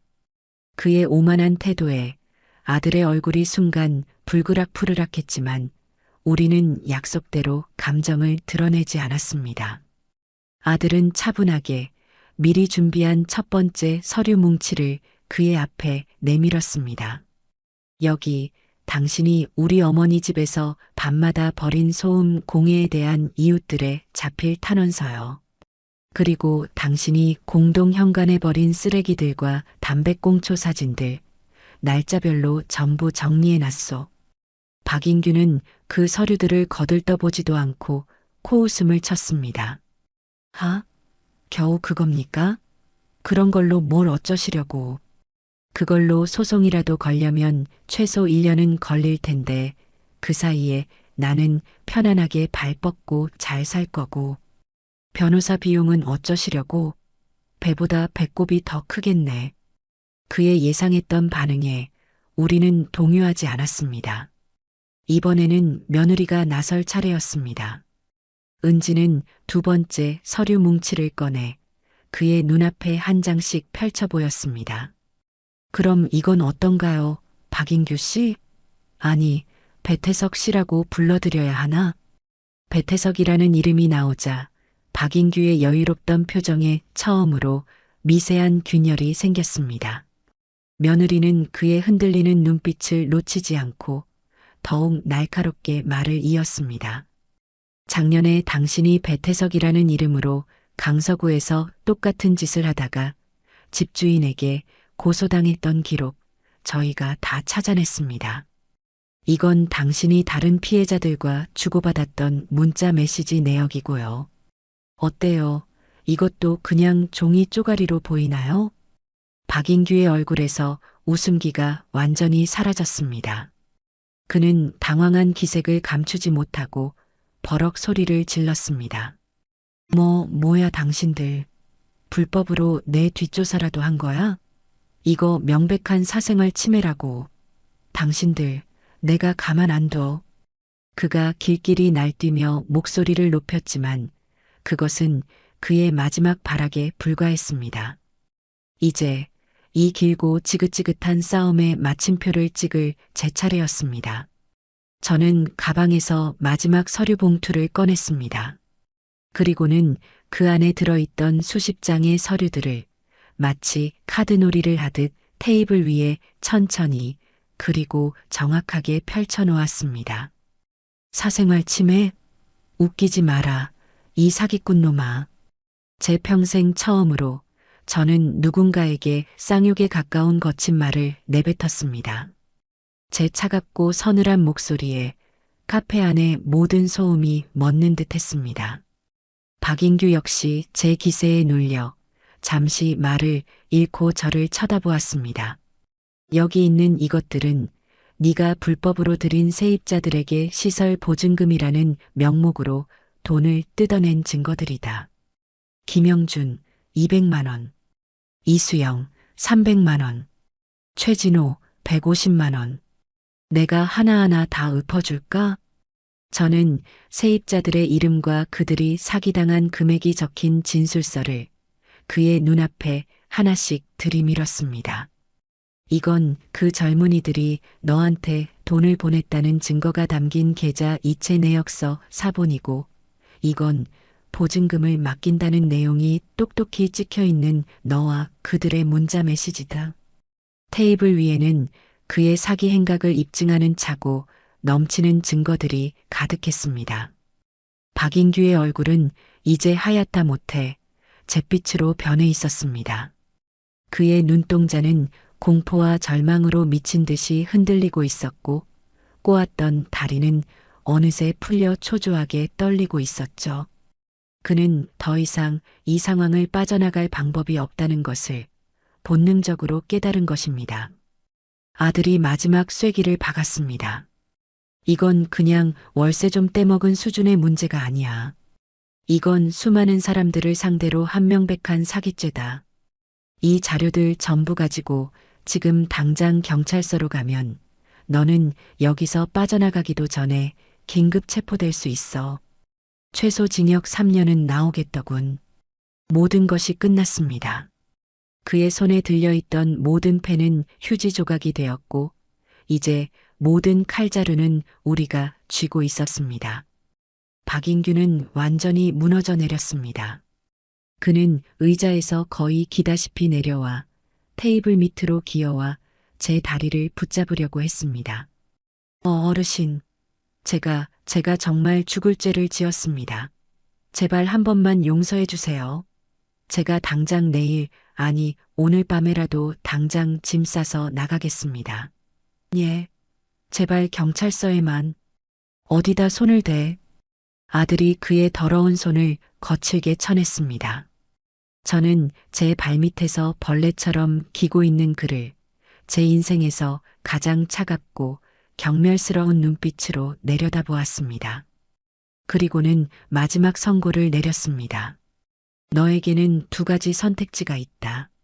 제 목소리는 얼음처럼 차갑고 단호했습니다. 첫째, 지금 당장 24시간 안에 너와 니놈의 그 더러운 짐들, 그리고 네가 끌어들인 그 무리들까지 전부 다 내 집에서 깨끗하게 사라지는 것이다.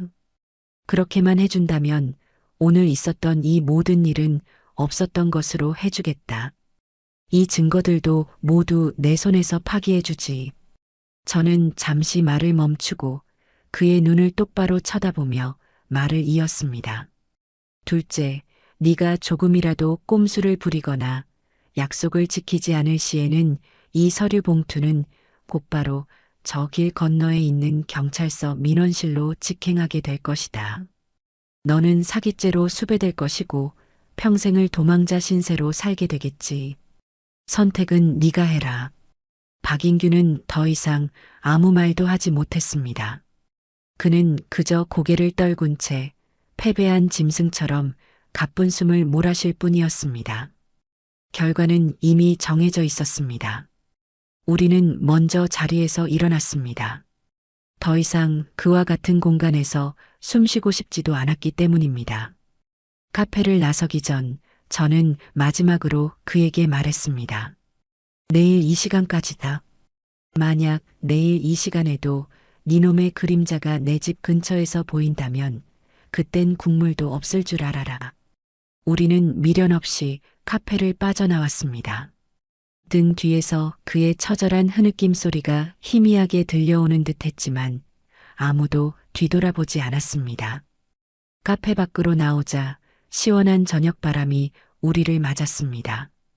저는 몇 달 만에 처음으로 아주 깊고 편안한 숨을 내쉴 수 있었습니다. 길고 지독했던 싸움이 드디어 우리의 완벽한 승리로 끝나는 순간이었습니다. 박인규에게 최후 통첩을 하고 집으로 돌아온 그날 밤, 우리 가족은 그 누구도 잠을 이루지 못했습니다. 그것은 불안감이나 초조함 때문이 아니었어요. 오히려 너무나 큰 안도감과 폭풍이 지나간 뒤에 고요한 흥분 때문이었죠. 우리는 2층 거실에 나란히 앉아 창밖으로 1층의 동태를 밤새 지켜보았습니다. 새벽 2시가 넘었을까요? 1층에 주차되어 있던 박인규의 차 옆으로 작은 용달 트럭 한 대가 조용히 다가와 섰습니다. 그리고 잠시 후 박인규와 그 무리들이 마치 도둑처럼 쥐 죽은 듯이 짐을 싣기 시작했습니다. 그들은 단 하나의 불빛도 단 한마디의 대화도 없이 오직 어둠과 침묵 속에서 자신들의 흔적을 지워나갔습니다. 그 모습은 마치 빛을 두려워하는 흡혈귀들이 동이 트기 전에 서둘러 관 속으로 돌아가는 것처럼 처량하고 비굴하기 짝이 없었습니다. 1시간이 채 지나지 않아 그들은 모든 짐을 싣고 꽁무니를 빼는 자동차처럼 어둠 속으로 사라졌습니다. 그들이 떠난 뒤 저희 집 골목에는 다시 깊은 정적이 찾아왔습니다. 그 모습을 말없이 지켜보던 아들과 며느리가 동시에 깊은 안도의 한숨을 내쉬었습니다. 갔네요. 드디어. 그래. 갔다. 제 목소리에도 안도감이 묻어났습니다. 우리는 서로를 마주 보았습니다. 그리고 그 순간 우리는 약속이라도 한 듯이 함께 웃음을 터뜨렸습니다. 그동안의 고생과 마음고생이 한순간에 눈 녹듯 사라지는 아주 시원하고 통쾌한 웃음이었습니다. 다음 날 아침 우리는 함께 1층으로 내려가 보았습니다. 문을 열자 소독약 냄새와 함께 텅 빈 공간이 우리를 맞았습니다. 그들은 정말로 하룻밤 사이에 흔적도 없이 사라져 있었습니다. 그들이 살던 방은 그들의 추악한 영혼처럼 어둡고 황량한 기운만이 남아 있었죠. 하지만 그 모습이 더 이상 두렵거나 혐오스럽지 않았습니다. 오히려 이제는 우리가 다시 채워나가야 할 깨끗한 도화지처럼 보였습니다. 그날 우리 세 사람은 팔을 걷어붙이고 1층 집 전체를 대청소하기 시작했습니다. 아들은 묵묵히 가구를 옮기고 망가진 문고리를 고쳤고 며느리는 구석구석 쌓인 먼지를 닦아내며 집을 정돈했습니다. 저는 그들을 위해 따뜻한 밥을 짓고 맛있는 찌개를 끓였습니다. 우리는 거의 말을 하지 않았지만 함께 땀 흘리며 집을 청소하는 그 시간 속에서 말로 다 할 수 없는 깊은 유대감과 화해의 감정이 우리 사이에 조용히 흐르고 있었습니다. 그것은 마치 더러워진 우리 가족의 관계를 깨끗하게 정화하는 신성한 의식과도 같았습니다. 그 사건 이후 몇 달의 시간이 흘렀습니다. 아들과 며느리는 완전히 다른 사람이 되어 있었어요. 그들은 더 이상 제게 의지하려는 철부지들이 아니었습니다. 두 사람은 작은 돈을 모아 동네 시장 한 구석에 아담한 반찬 가게를 열었습니다.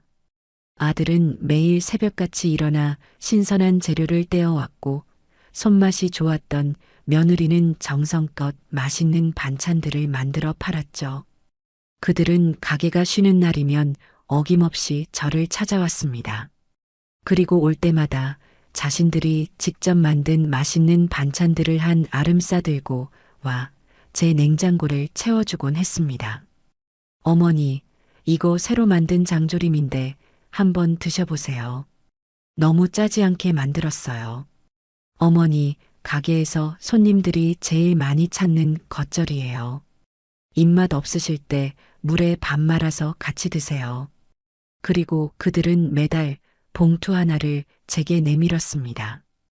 그 안에는 자신들이 힘들게 번 돈의 일부가 담겨 있었죠. 어머니, 아직은 큰 돈이 아니라 부끄럽지만 저희가 드리는 생활비예요. 꼭 받으셔야 해요. 저는 처음에는 손사래를 쳤지만 이내 그 돈을 받아들었습니다.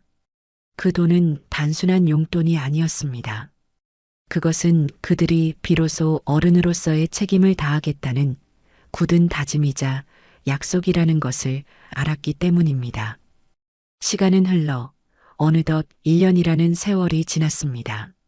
아들 내외의 작은 반찬 가게는 정직하고 맛있다는 입소문이나 제법 자리를 잡았습니다. 두 사람은 여전히 넉넉하지는 않았지만 누구보다 성실하게 땀 흘리며 하루하루를 살아내고 있었습니다. 저는 그들이 매달 제게 준 생활비를 단 한 푼도 쓰지 않고 차곡차곡 모아두었습니다. 그리고 1년이 되던 어느 날 저는 그 돈을 모두 찾아 제 통장에 있던 목돈을 합쳐서 은행으로 향했습니다. 그리고는 그들을 저희 집으로 불렀습니다. 저는 저녁 식사를 마친 뒤 아들과 며느리 앞에 통장 하나를 내밀었습니다. 이게 뭐예요, 어머니? 열어보거라. 통장을 열어본 아들과 며느리의 눈이 휘둥그레졌습니다. 그 안에는 그들이 살고 있는 반지하 방의 전세 보증금을 빼고도 남을 만한 제법 큰 금액이 찍혀 있었기 때문입니다. 어머니, 이 돈이 다 어디서? 이 안에는 너희가 지난 1년간 나에게 준 생활비가 고스란히 들어있다. 그리고 나머지는 내가 너희에게 주는 것이 아니라 빌려주는 돈이다. 저는 그들의 눈을 똑바로 쳐다보며 아주 천천히 그리고 진심을 담아 말했습니다. 나는 너희에게 2번 다시 공짜로 무언가를 내어줄 생각이 없다. 공짜는 사람을 나태하고 염치 없게 만들 뿐이라는 것을 우리 모두 뼈저리게 깨달았으니까. 이 돈은 너희가 더 이상 곰팡내 나는 어두운 곳이 아닌 햇빛 드는 깨끗한 곳에서 새로운 시작을 하기를 바라는 내 마음이다.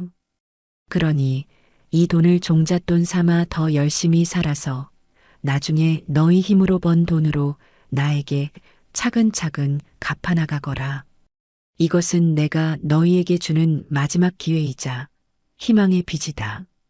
제 말에 아들과 며느리는 아무 말도 하지 못하고 그저 눈물만 뚝뚝 흘렸습니다.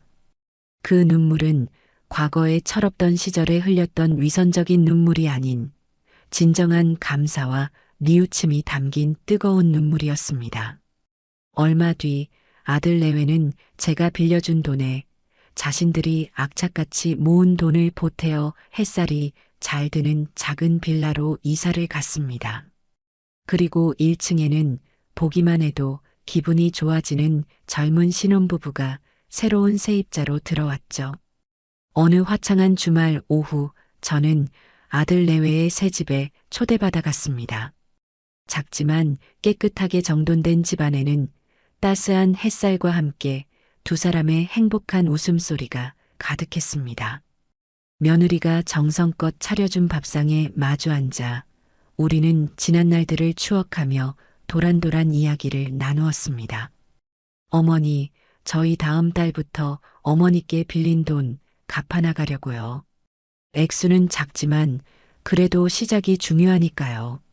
아들의 믿음직스러운 말에 저는 그저 흐뭇하게 웃으며 고개를 끄덕였습니다. 비 온 뒤에 땅이 굳는다는 옛말처럼 우리 가족은 혹독한 시련을 겪고 나서야 비로소 서로의 소중함을 깨닫고 더욱 단단하게 하나가 될 수 있었습니다. 저는 깨달았습니다. 진정한 가족이란 그저 피를 나눈 관계가 아니라 서로의 잘못을 용서하고 함께 성장하며 서로에게 든든한 버팀목이 되어주는 존재라는 것을요. 제 인생의 길고 길었던 폭풍우는 그렇게 마침내 멎었습니다. 그리고 제 마음에는 그 어떤 부귀영화와도 바꿀 수 없는 따뜻하고 눈부신 평화가 찾아왔습니다. 저는 올해 칠순의 고명순입니다. 제 인생을 돌이켜보면 딱히 억울할 것도 그렇다고 대단히 자랑스러울 것도 없는 그저 평범한 어머니의 삶이었다고 할 수 있어요. 남편 먼저 하늘로 보내고 하나뿐인 아들 영석이를 반듯하게 키워내 장가 보낸 것이 제 인생의 가장 큰 훈장이었죠. 아들이 결혼하고 어여쁜 손주 예준이를 낳았을 때 저는 세상을 다 가진 듯 기뻤습니다. 며느리 은혜가 조금은 새침하고 깍쟁이 같다는 생각도 들었지만 다들 요즘 젊은 애들이 그렇다 하니 그러려니 했어요. 제 눈에는 그저 다 예뻐 보이기만 했습니다. 제게 살갑게 구는 날에는 하늘의 별이라도 따다 주고 싶었고 가끔 서운하게 해도 저 아이도 시집와서 고생이 많겠지 하며 먼저 마음을 풀곤 했지요. 제게는 자식이었으니까요. 아들과 며느리 그리고 눈에 넣어도 아프지 않을 손주까지. 이 단란한 가정을 지키는 것이 제 남은 인생의 목표이자 가장 큰 기쁨이었습니다. 그날 예준이의 첫 번째 생일 잔치가 열리기 전까지는 말이에요. 그날 아침 저는 새벽부터 일어나 온 집안을 쓸고 닦았습니다. 창문을 활짝 열어 상쾌한 아침 공기를 들이니 제 마음도 덩달아 풍선처럼 부풀어 오르는 것 같았어요. 오늘은 제 인생에서 손에 꼽을 만큼 기쁜 날이니까요. 장롱 깊숙한 곳에서 가장 아껴두었던 고운 옥색 한복을 꺼내 입었습니다. 남편이 살아생전 마지막으로 제 생일에 맞춰주었던 것인데 이걸 입으면 왠지 지금도 남편이 하늘에서 저를 지켜봐 주는 것만 같아 마음이 든든해져요. 옷고름을 매만지며 거울 앞에 서니 희끗희끗한 머리와 자글자글한 눈가의 주름이 세월을 말해주고 있었습니다. 하지만 제 표정만큼은 20살 처녀처럼 설레고 있었지요. 저는 오늘 손주에게 줄 선물을 다시 한번 확인했습니다. 남들은 다들 금반지나 현금을 최고로 친다지만 저는 예준이에게 조금 더 특별한 것을 해주고 싶었어요. 예준이가 태어난 날 저는 곧장 은행으로 달려가 아이의 이름으로 적금 통장을 하나 만들었습니다. 그리고 지난 1년 동안 아들 내외 몰래 틈틈이 아껴 모은 쌈짓돈을 그 통장에 차곡차곡 모아두었지요. 그리고 그 통장을 넣어줄 비단 복주머니도 직접 만들었습니다. 한 땀 한 땀 아이의 건강과 행복을 비는 마음을 가득 담아서요. 이건 돈의 액수를 떠나 할머니가 주는 사랑의 증표라고 생각했어요. 세상 어떤 비싼 선물보다 값지다고 저는 굳게 믿었습니다. 행사 시간보다 일부러 1시간이나 일찍 도착했습니다. 혹시나 제가 도울 일이 있을까 해서요. 화려한 샹들리에가 빛나는 뷔페 입구에 들어서니 며느리 은혜가 제게는 눈길도 주지 않은 채 친구들과 웃고 떠들고 있더군요. 제가 다가가 아가 일찍 왔구나. 뭐 도울 일은 없니? 하고 묻자 그제야 저를 발견했다는 듯 과장된 몸짓으로 저를 맞이했습니다. 어머님 오셨어요. 아이고 곱게도 차려입으셨네. 하지만 그 말과는 달리 은혜의 눈은 제 한복을 위아래로 훑으며 마치 값을 매기는 듯한 불편한 시선을 보내고 있었어요. 저는 애써 웃으며 우리 강아지 예준이는 어디 있니? 하고 물었죠. 은혜는 손가락으로 행사장 안쪽을 가리키며 안에 있어요. 근데 정신없으니까 너무 안고 그러지는 마세요. 라며 쌀쌀맞게 덧붙였습니다. 그 순간 마음 한구석이 서늘해졌지만 좋은 날에 얼굴 붉히기 싫어 그저 고개를 끄덕이고 안으로 들어갔습니다. 행사장은 이미 많은 하객으로 북적이고 있었어요. 저는 오랜만에 만나는 친척들과 반갑게 인사를 나누었습니다. 다들 제 손을 잡고 명순 씨 아들 잘 키워서 좋겠어. 며느리도 싹싹하고 예쁘네. 라며 부러워했어요. 저는 그 칭찬이 모두 제 것인 양 어깨가 으쓱해졌습니다. 다 우리 며느리가 복덩이라 그렇죠. 저런 애가 우리 집에 들어와서 집안이 환해졌어요. 입에 발린 소리가 아니라 진심이었습니다. 그때만큼은 정말로 은혜가 제게 복덩이라고 믿었으니까요. 잠시 후 사회자의 진행에 따라 돌잔치가 본격적으로 시작되었습니다. 성장 동영상이 나올 때 저는 손수건으로 눈물을 몇 번이나 훔쳤는지 몰라요. 꼬물거리던 갓난아이가 어느새 저렇게 컸나 싶어 대견하고 기특해서 견딜 수가 없었습니다. 영상이 끝나고 제가 단상 위로 올라가 마이크를 잡았습니다.